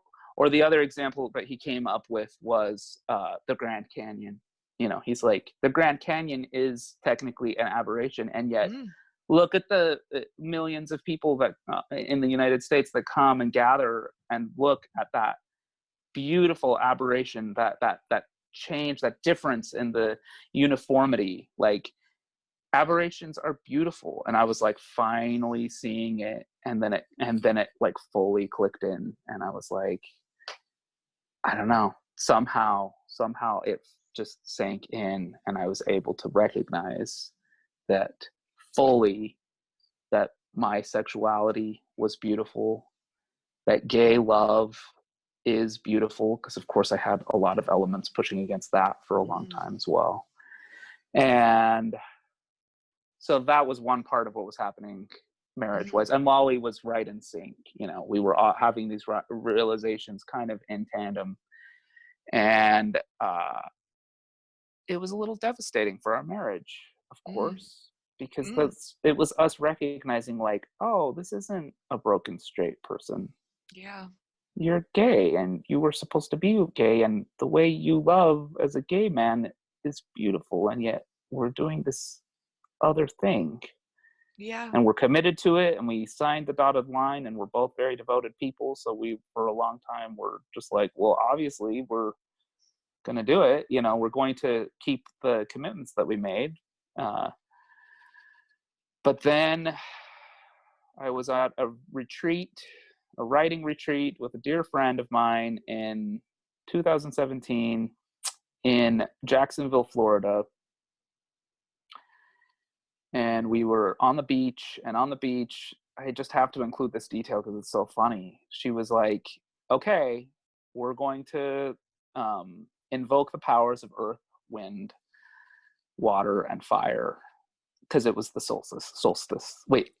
fall solstice, right? Yep. There's a few of them. Okay. Yeah. So it was the autumn solstice. And so on the solstice, we went down to the beach and started a fire and invoked those powers in order to bring forth the changes that needed to happen. Like, specifically, that was our terminology. And there's this part of me. You just went full pagan, babes. We did. We were like full paganing out. And like, there is this part of me that's like it's funny because on one level I'm like the wooest of woo people, and then maybe we all have this other part that wants to be skeptical of that. Yes. So like the part of me that was wanting to be skeptical of it, that whole day I remember writing like a blog post, maybe, I can't remember what now, but like, so my friend, who is kind of woo, it's gonna be take us down and do witchcraft, and we're gonna like do this thing, and I'm kind of like mocking it a little bit, but then we go do it, and I'm like, a willing participant, and Yeah. we wrote down some thoughts and stuff on and burned them in the fire, and really did just kind of call down the power of change, of the earth, called the powers that needed shifts to happen or whatever. And I kind of thought nothing of it. I was like, oh, cool. I was like, thinking of other things that I hoped might change or something like that. And then that night, she was there. So she was there at this retreat with somebody that she was falling in love with that day. They had just met for the first time that day. And they're lesbians. So like that. So I was watching these people I love, like they're so beautiful, and they're just like having these like holding hands for the first time experiences. And this is like the sweetest thing in the world, right? It was so tender. And I go to my room that night. We were like, did the thing on the beach, and then we all kind of went back. And I was in one wing of the house, and they were in a different wing of the house. And like, we were going to go to our separate wings, kind of get cleaned up and converge to watch a show or something. And like, totally, obviously this was going to happen. Like they were not going to emerge. Like, they are having a moment, right? Like, they're like full on having a fucking moment. Like, this is their time to experience what they were going to experience together, right? And so like, and I like knew that going in. I remember knowing it even before I got there. I was like, oh, they're going to finish falling in love, and I'm gonna have a lot of time to write and do stuff on my own. Like, I kind of like fully expected it. But when my friend sent a text that was like, I'm so sorry, but we are not going to be emerging from the inner chamber here, the inner sanctum, like, when I got that text, it like hit hard. And I was like, whoa, what's hitting me so hard? And the thing that was hitting me was,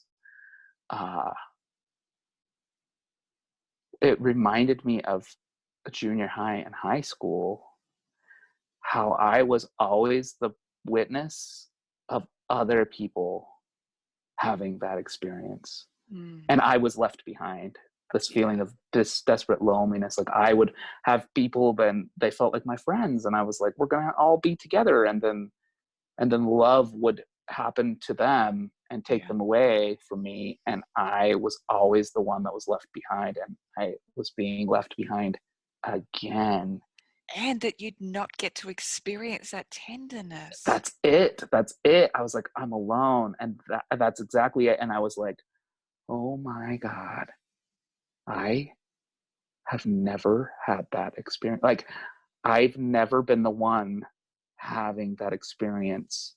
And it just tapped into the thing we were talking about before, the developmental piece. And something about that moment and our time on the beach, burning our wishes on fire and whatever, I don't know what, but it created a concussive internal response such that it was like something cracked open.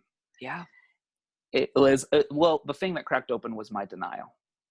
I had been in denial about how important. I was like, that's not important. I have what's important. I have a beautiful spouse who I love. I have kids, right?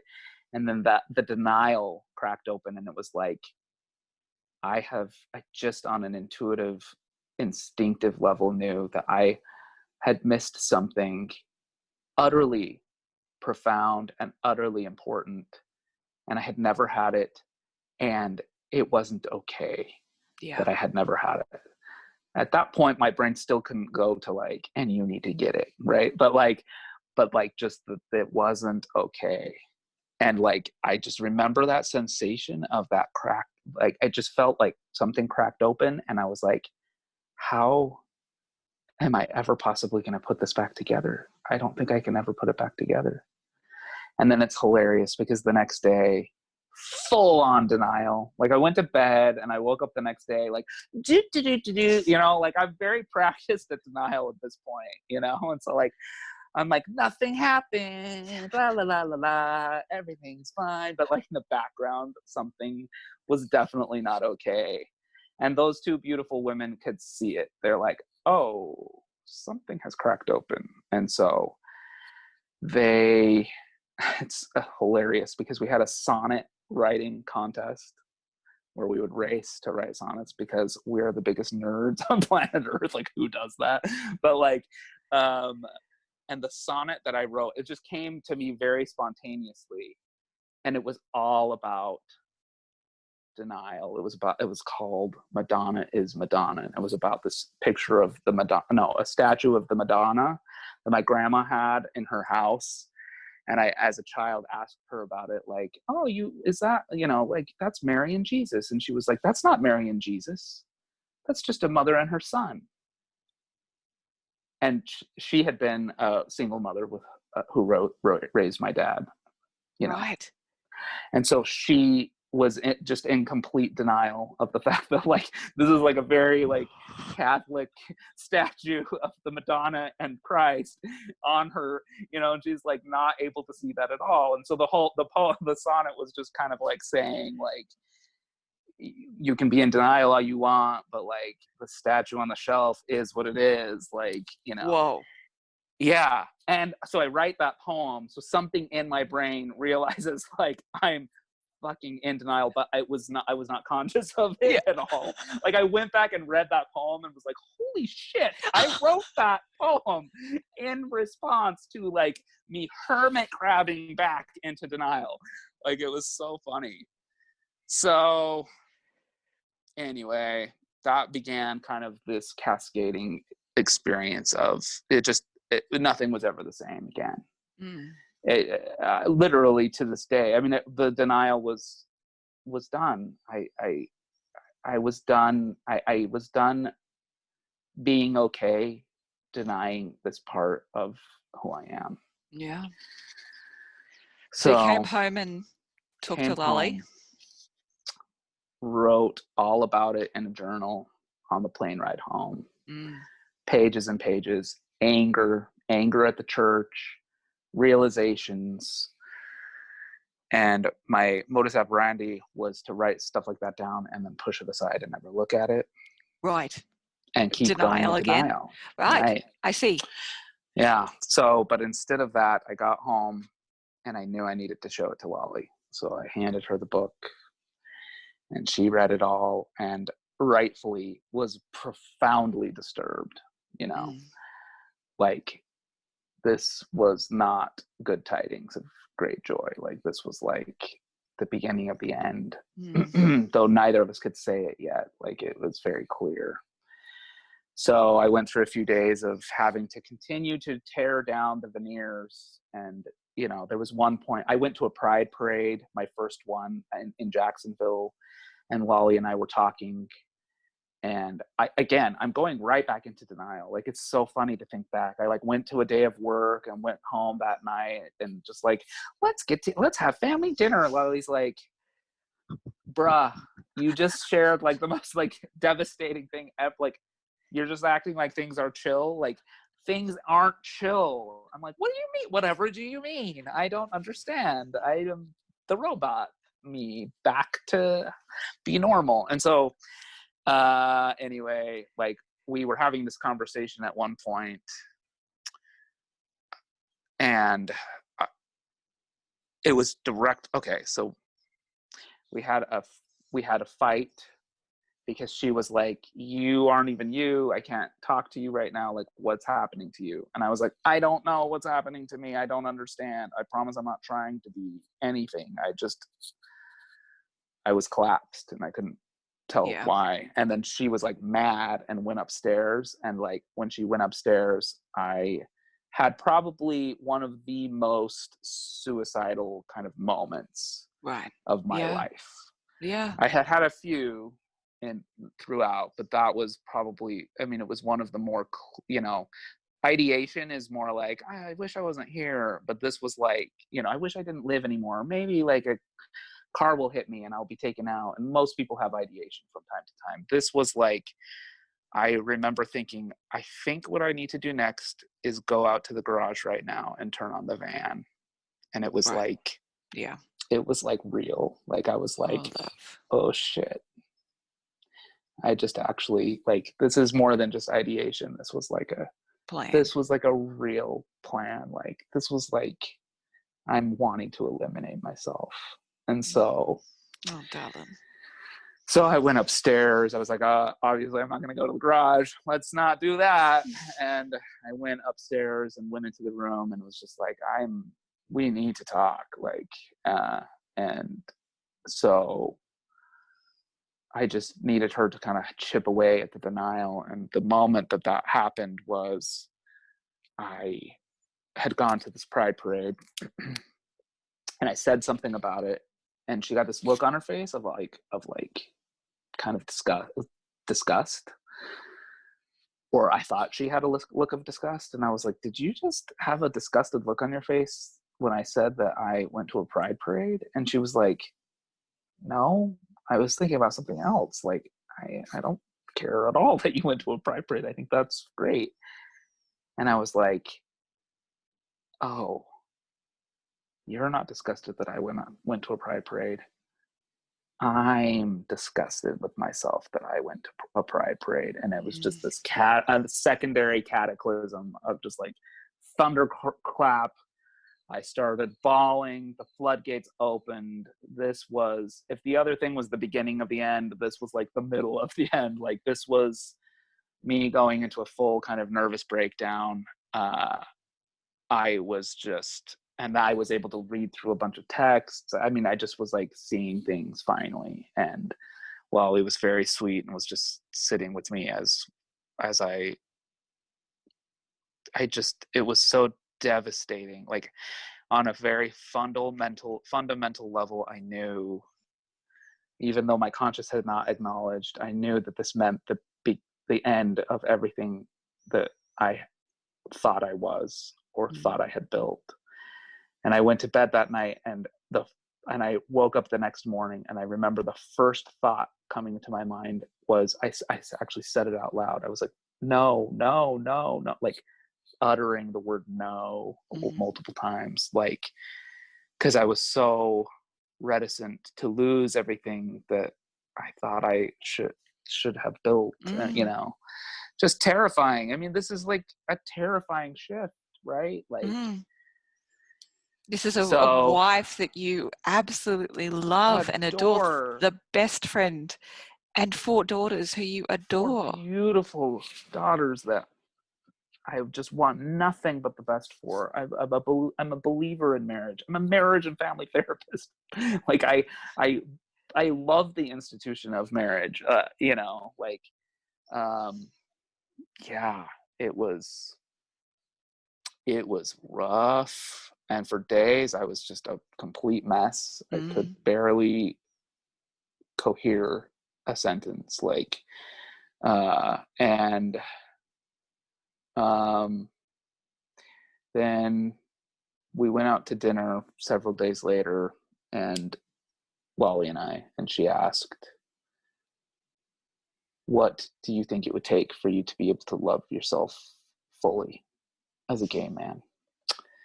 And I was like, this was the first time this thought I had ever allowed this thought to click into place.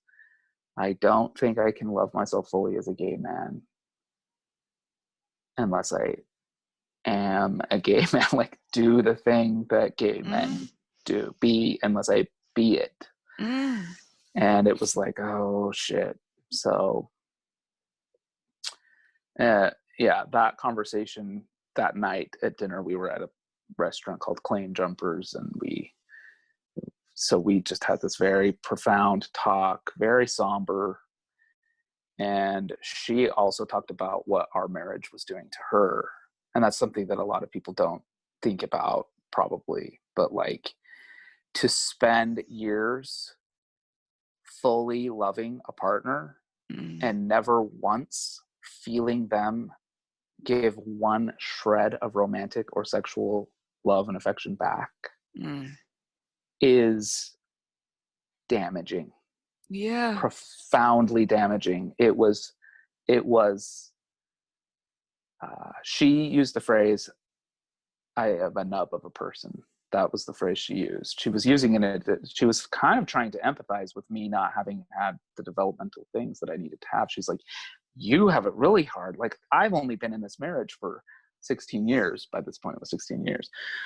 And I feel like a nub of a person. I can't imagine how you feel also having all those other years. And I was like, when she said that, I was just like, I had it flash in my eyes. I was like, if we're at year 16 and she feels worn to a nub by this marriage, what about 10 years from now? What about decade 3, decade 4, decade 5, right? Like, and I just, as happens sometimes with the altruistics of human beings, like, we can't fully click into place for ourselves. Yeah. You know, would that we could always, and could honor ourselves beautifully, but like the second you can see it in the one you love, like, it's like, oh fuck, this is donezo. It's like that was the moment where I was like, it was all kind of tentative still, but that was the moment where I was like, we're burning this thing to the ground. Like, we're done.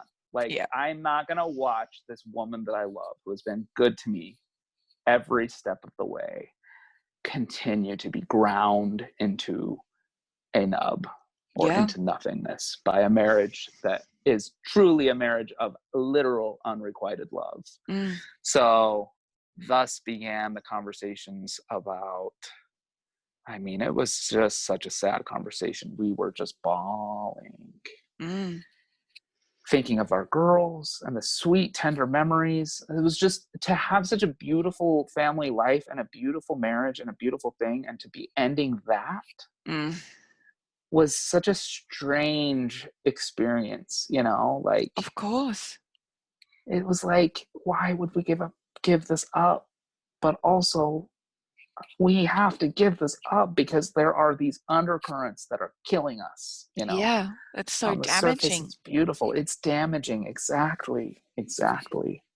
And both of you had been, in a lot of ways, kind of forced into this. You know, Right. you absolutely That's had been forced exactly it. into it. She had been told her whole life that she could fix you. Yep. You had been told that the only thing to do was to get fixed and marry a woman. That's exactly it. That's exactly right. Did everything you could, and it still did not work. We were like the ultimate experiment. We were like we were like the science project. Like, we did all of it right. I did all of the shit right. Like, we attended church specifically for Mormonism, right? Because that's how within Mormonism, I'm sure other religions are the same way. Like, if you obey all the precepts and do the things, then everything will work out, right? Yeah. And it was like, no, we did all of it. All of the cultural things, like, we were very proactive in our religion. We were very dedicated. Yeah. If it was gonna work, it would have worked. It just didn't. It can't work. It cannot work. The experiment does not work. That was exactly it. And that was the second part of the conversation. So we had this very weepy part about, like, what all we were losing, and then we went into the house and we were like laying in each other's arms, just absolutely crushed at what we were discussing. And then there was this realization I had the day before. I had been texting with my aunt, and she had mentioned that she knew I was gay since I was 18 months old, which a lot of times you can tell when a little tyke might have an inclination towards being LGBT, right? Like, you don't know for sure, but like, it's kind of like, just a sec, my husband. Oh yes, please. Oh, do I have my phone? Yes, I do. Won't be too much longer, love. Do you want to say hi? Come say hi. You should say hi. No. Say hi. Oh, he's really handsome. Bye. Tell him I say hello from a distance. He's just in the middle of something. He's on a mission. Of course, he's like focused. Have you got the phone, love? What are you doing? What's happening? We can wrap this up. This is how I get, like, rein me in, Leonie. Rein me in. No, I think, this is the thing, right? If we were having like a cup of tea, right? And I'd say, just tell me everything. right? This is what it feels like. I feel like we are doing just that. This is what we're going to do. Mm-hmm.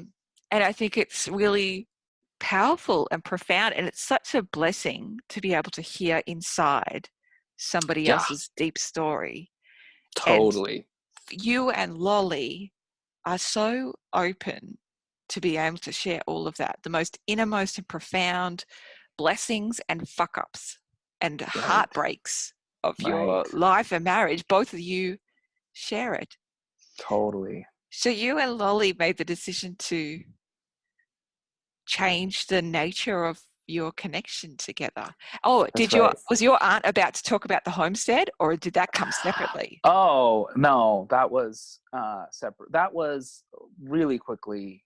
I had this epiphany where I really felt like God had led me to exactly where I was in that moment, laying on that couch with these conclusions. I was like, this is what he wants from me. This is what the universe actually is leading me to. This is not some deviation from what God wants. This is literally where I've been led. Yeah. And if she saw that in me when I was a year and a half old, and this is where I am now, this is what I have always been. Yeah. Ergo, every religious rite I had experienced within Mormonism was false. Yeah. It was, they wouldn't have let me be baptized. They wouldn't have let me. If they knew who I really was and what I really was, they wouldn't have let me. They only let a person who is pretending to be straight do those things. Yeah. And so it was this very profound realization of I had never been actually invited to the table of the institutional church. Wow. You hadn't, like, in some ways, you hadn't opted in.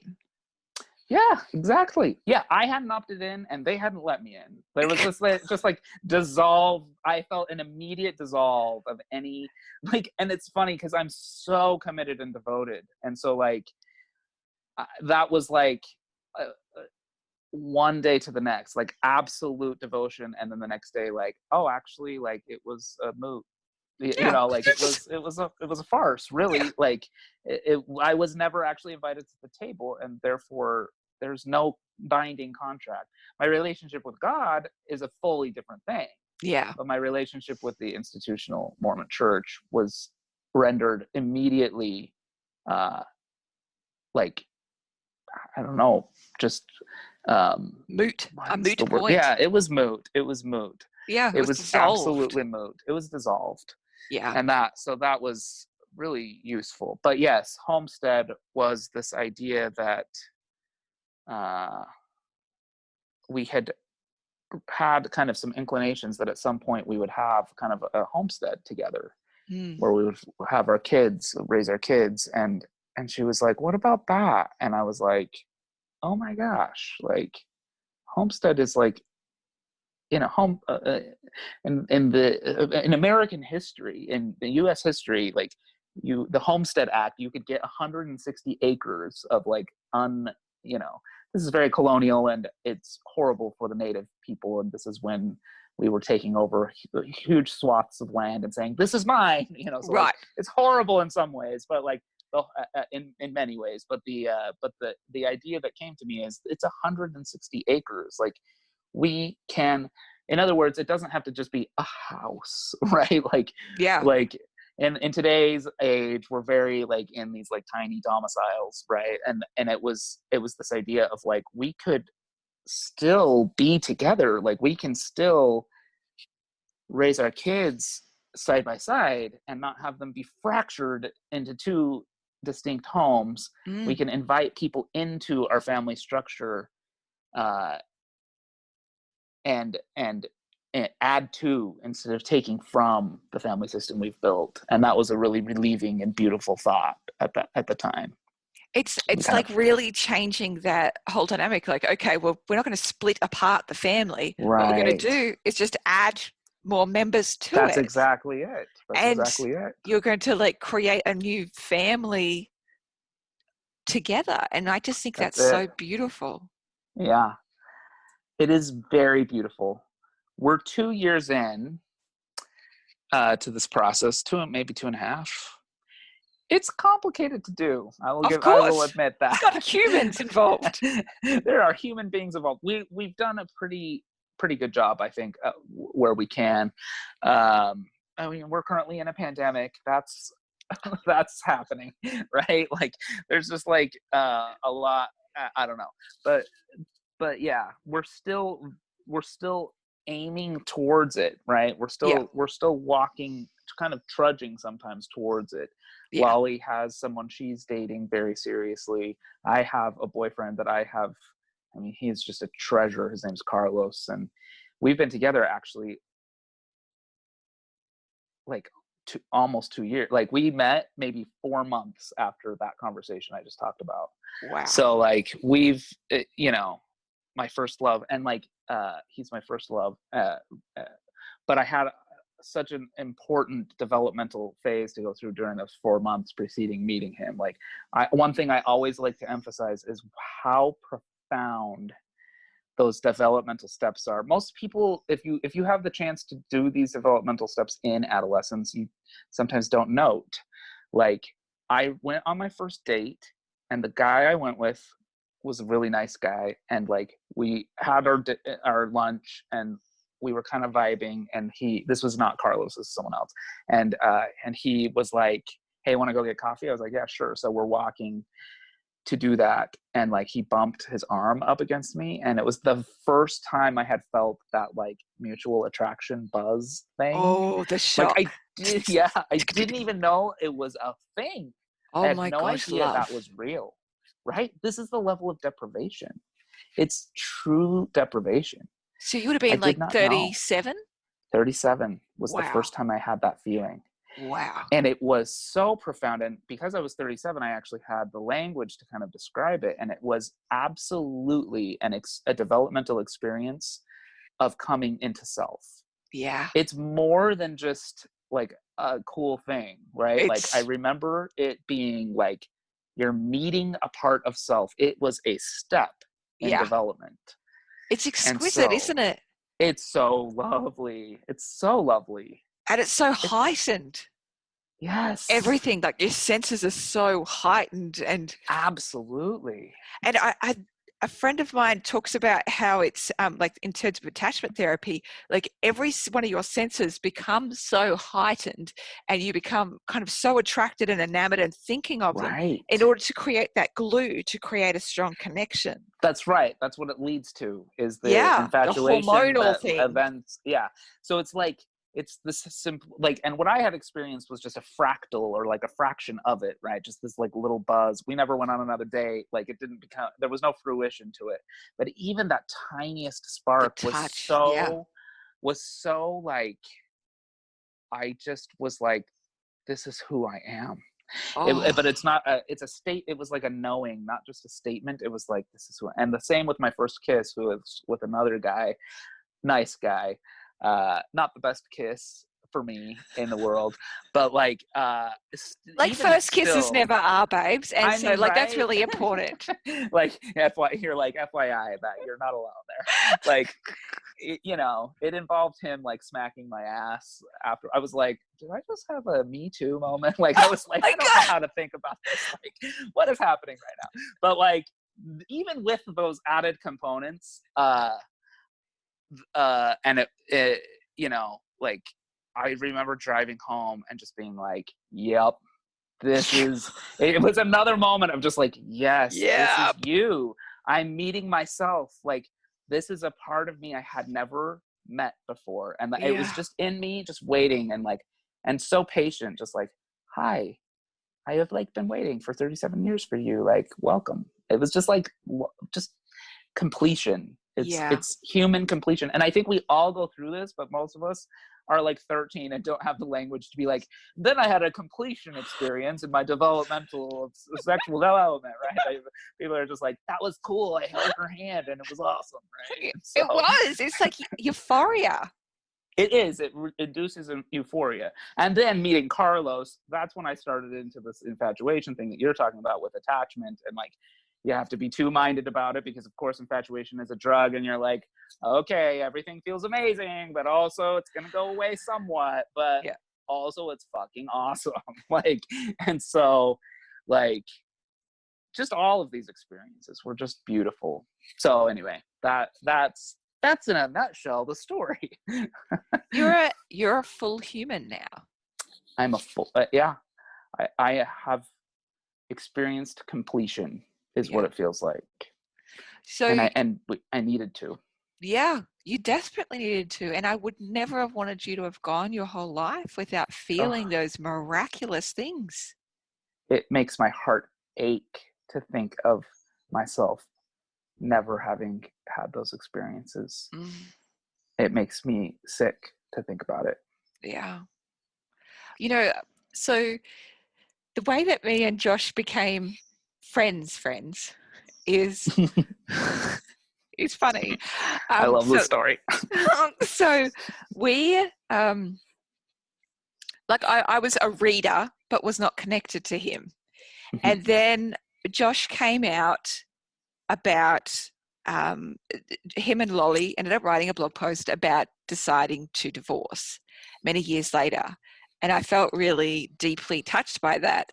And I was struck by this very, very odd sensation of I need to tell Josh things. Even though Josh has never fucking heard from me before. And I'm going to risk turning up like a crazy lady in his inbox. But I have things I need to say to him that don't belong to me. And so for me, like I'm intuitive, and sometimes things come through me. Since I've had kids, not so much because I'm a little bit busy, but occasionally things still come through. So Josh, what happened to what happened then? Like what did you get? I love the story. Like part of the deconstruction of internalized homophobia, it takes time. So this is like, maybe, I don't know, I heard from you maybe maybe 8 or 9 months after publishing the divorce post, which was 4 months after where I left off the story. So maybe a year-ish after the decisions were made. And what I was going through at the time was an incredibly painful period of disillusion of self. Like parts of myself were dissolving, parts of my Mormon identity. And there's a lot of emphasis on being a father who is a priesthood holder in a home, and I was having these things occur to me that, like, I knew they weren't real on a conceptual level, but my mind was having to deconstruct them on an emotional level. Things like, if I can't be a priesthood holder in my home with a wife and kids, what even is my identity? Do I even matter in the eternal scheme of things? Things that I knew the answer to, but there were parts of me that still needed to process through the just the stuff I had been taught, right? And with that came a lot of despair. Like, as things like that crumble, it comes with just indescribable sadness and a feeling of being so lost. The other one was like, if Lolly remarries and it is married to someone that is a quote unquote priesthood holder in the Mormon church, do I even matter anymore?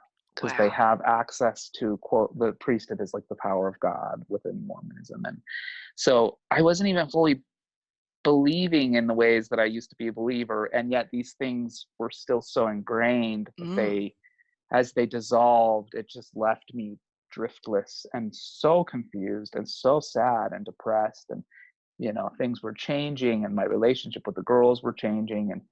And it just, I was really struggling both, like, with who I was, what I was doing, what the point of life was for me at that point. Like, why am I here? If Lolly's just gonna marry another dude and they're just gonna do this family thing, like, what am I doing? And of course there's so much to my life that is, but anyway, so in this divot, in this place of depression, I got a message from you like the week before, and I don't remember what it was in response to. It was a very short message, that one, and it was written, and I remember reading it and being like, whoa, that person saw me so clearly. I was like, that was that was really cool. But like when you have had something like, I mean, there's an onslaught of messages that kind of happens sometimes. I mean, I'm actually, and I get it. I get you it. I know, didn't want to you be a crazy totally person know. in your inbox. You know what I'm talking about, like, because there are crazy people in our inbox. If you've had a viral post, for example, or if you build this large following, that, not to call anybody listening to this, like, we all want to reach out to people we love, and there's nothing crazy or wrong about that. But like, and it's beautiful, like, right? I get the most beautiful emails as well. Absolutely. But sometimes we get some unsolicited, like, here's the acupuncture you need to do to solve your child's psoriasis, and you're just like, I have Google for that. I just don't need it. Like, thank you though. But so anyway, like, I got that message from you, and I was like, wow, that person just saw me so clearly. And then a week later, I was in the pit of this depression, and I got a sequence of. Is that how it started? You just sent a sequence of videos, I think. I think so. So out what of nowhere. I was trying to do was, like, I was trying not to absolutely scare you. Like, I was like, how do I appear cool here? Even though I absolutely know I need to tell you some things. I'm supposed to tell you some things. How do I approach How this? am I going to do this?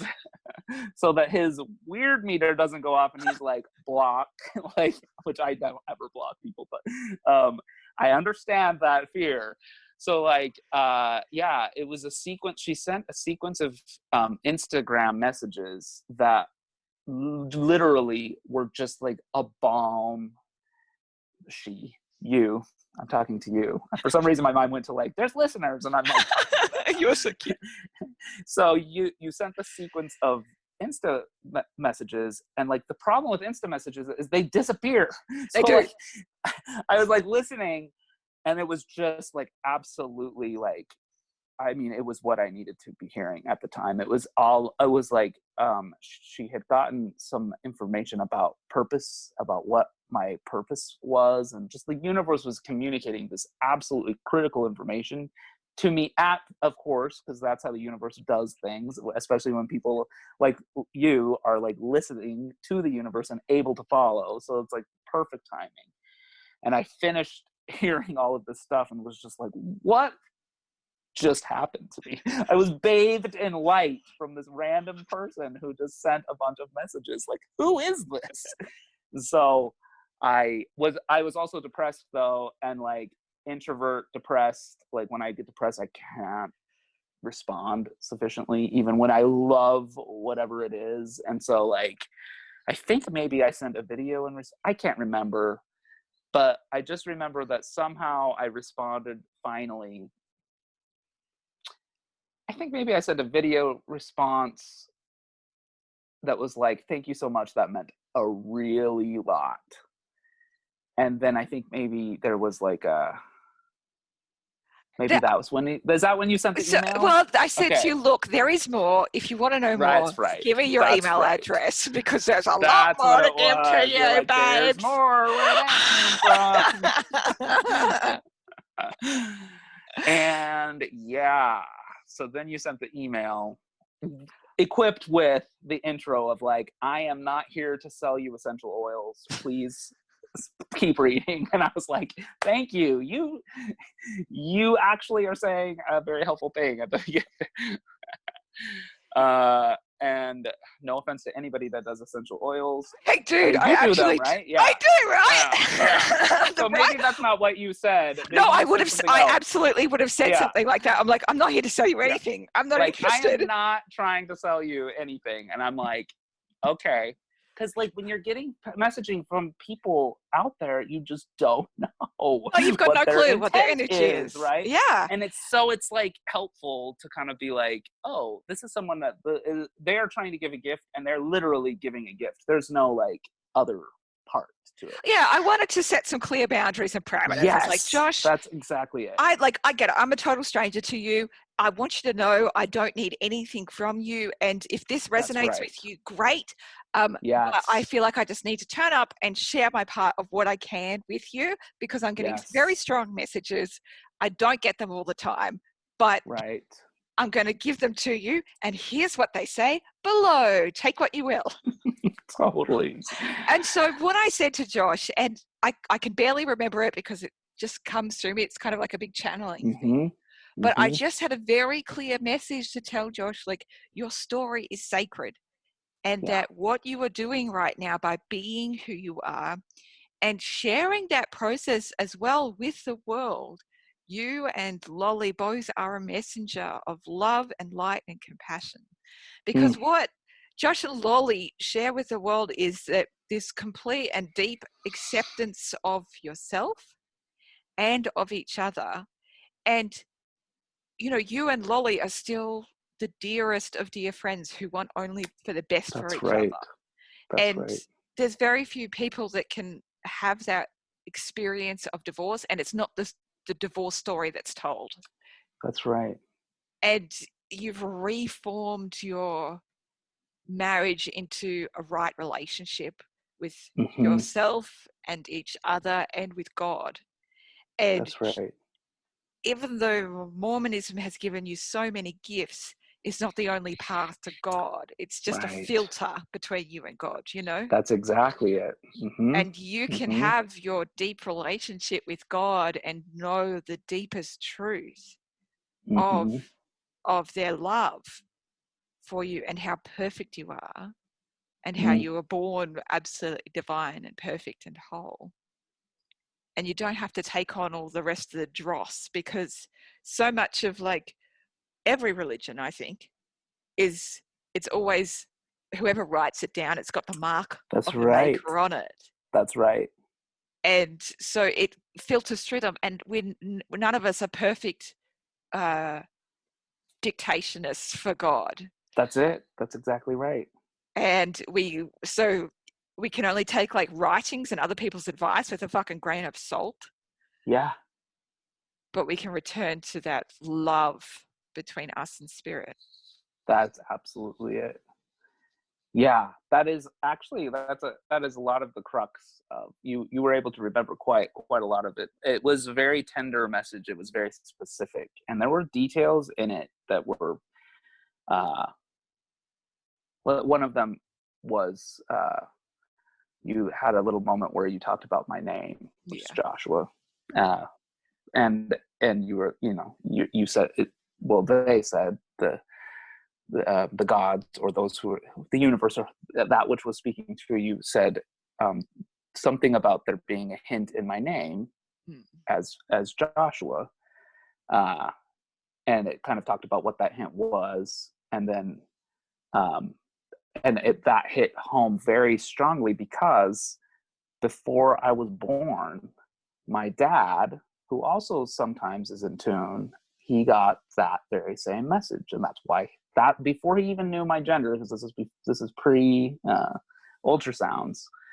I was born in 1980. He got, you know, he knew he was supposed to name me Joshua for this exact same reason, the same exact wording, you know, like it was a very, you know, this is like the universe is like giving its imprimatur of like, hey, P.S., this is us. Like, you've heard from us before, and this is the same message coming from a random, beautiful friend that you've never met in Australia, and yet it's the same message. So you can trust that this is coming from a divine place. And so that was the ability that you had to kind of channel or translate that very personalized, very beautiful message. It just kind of blew me away. I read it right before we started the call. I've read it multiple times since then. It's almost I don't mean to exalt it or anything, but like, or make you feel weird, but it's very almost scriptural, like, you know, like it's a communication from the divine. And so there's some real, it was very powerful and very important for me to hear. Custom scripture. It's all custom made scripture. You later got, I should mention that you later got a custom made message from the angels that I think was, oh my God, it was so funny. I believe it was the sentence, I can't remember it now, but it was something very like, sexual in nature. it was sexual and very crass, and it was like something like, shut the fuck up and do the fuckity fuck.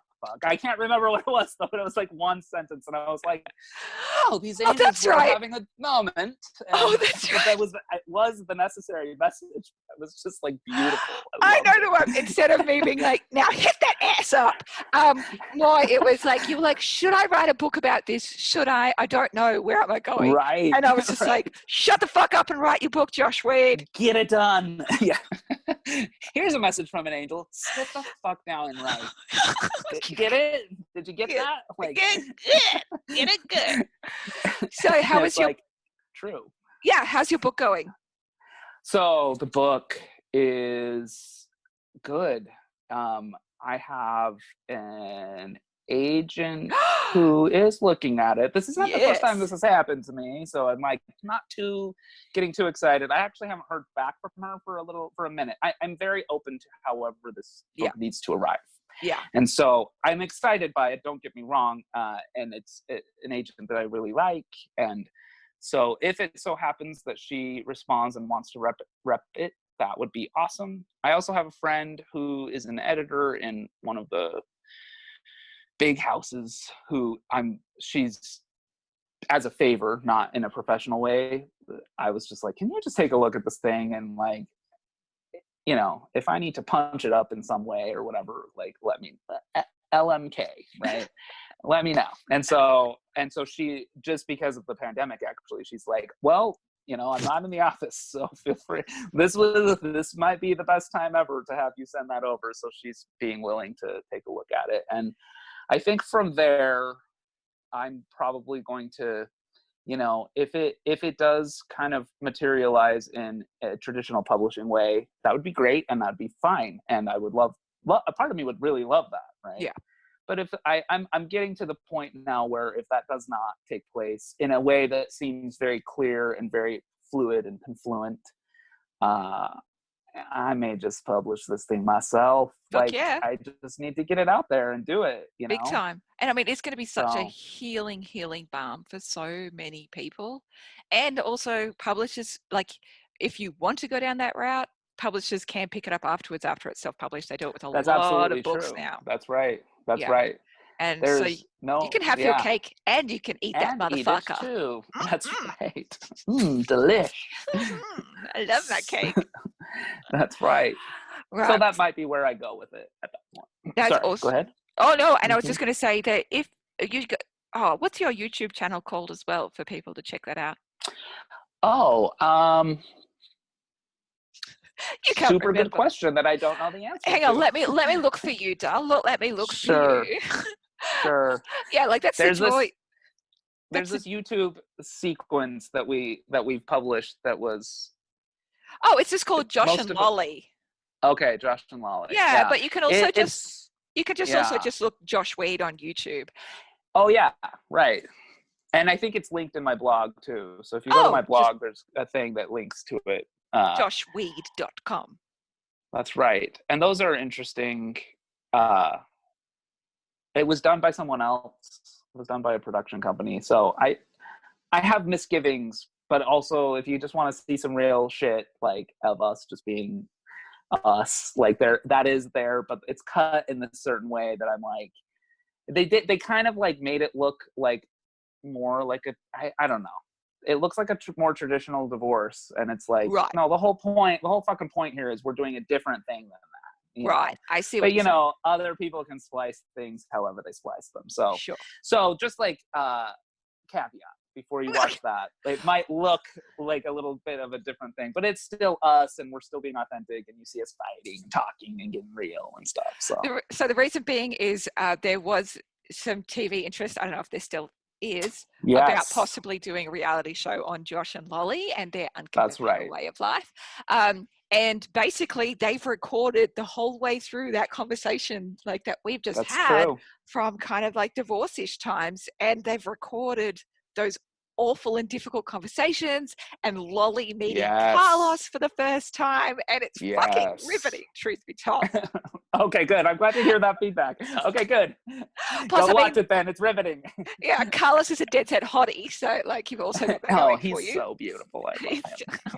He's precious. So there's a lot of places, and you can find Josh Wade on all of the Facebooks and stuff like that. But you guys know I don't really give much of a fuck about that. I prefer Right, long format.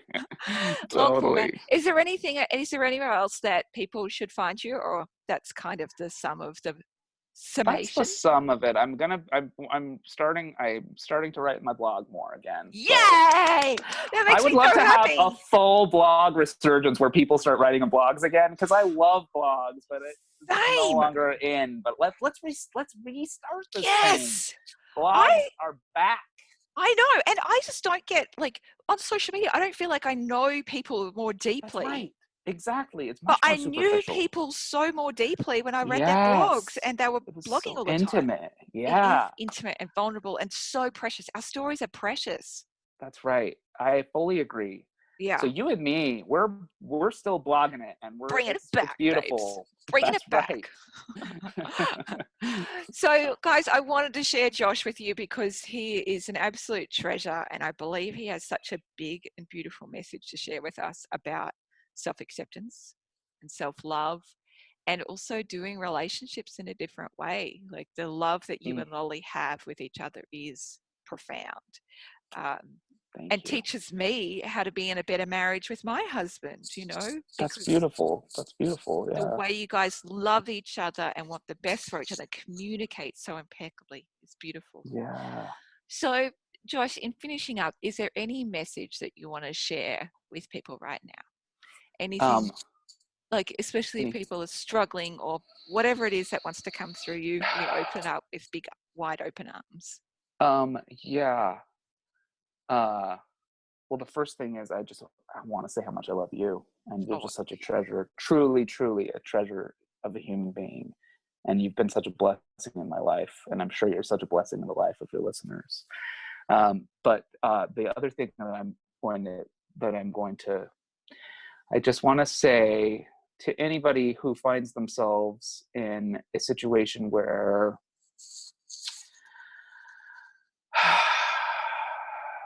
it becomes apparent that there are things that were underdeveloped or have not yet been developed, or there's some kind of shift that needs to take place. Stay true to yourself and to the process, and you'll get to the end. You will find another side. It's not another side. Things continue, and things are beautiful throughout. And trust the process that your mind and body are taking you through. And then specifically to LGBT people, and to those who love them, continue to validate and support the LGBT people in your lives. Even though, especially in more liberal circles, it sometimes feels like we got there and everything's great. Sometimes can have that feel in certain echo chambers. The sad truth is, on this planet, we have just started to create some safe spaces for LGBT people to have the kind of development that they need to have. So we still need to have allies like Leonie was being, who are so very clear and can be that voice, that trusted voice to the 13-year-old me's that are out there, and saying that you are that message of you are beautiful as you are. How you love is beautiful, truly beautiful. What comes from you is beauty and is of God. Be that voice. If you can be that voice, be that voice in your churches, be that voice in your family systems, be the one that they can come to and talk openly. Be that safe space that they can go and feel the warmth of your validation and the warmth of your approval of who and what they are and how they love. Doing that will bless their lives immensely, and bless your life, and will be part of what changes the world. And then to any of my fellow LGBT folks out there, I love you guys. We're all valuable and beautiful, and we all are battling in the internalized homophobia of our upbringings. And it is a fight. It is a struggle that is worth the energy we put into it. So LGBT folks, take care of yourselves. Know that you are loved by people like Leonie and by fellow LGBT individuals like myself. That you are valid, that your love is valid, and that the things that you are struggling with are real, but there are real supports out there, and there are people that will see you for who you are. So I think that's probably it. Amen. Josh, I love you so much. Thank you for doing this. Thank you for sharing your story so vulnerably with the world. And may it bless everyone who listens to this. And thank you for joining on this journey. Yay. My pleasure. Yay. Such a fun time talking to you. I loved it. It was so great. I love. Thank you. Thank you.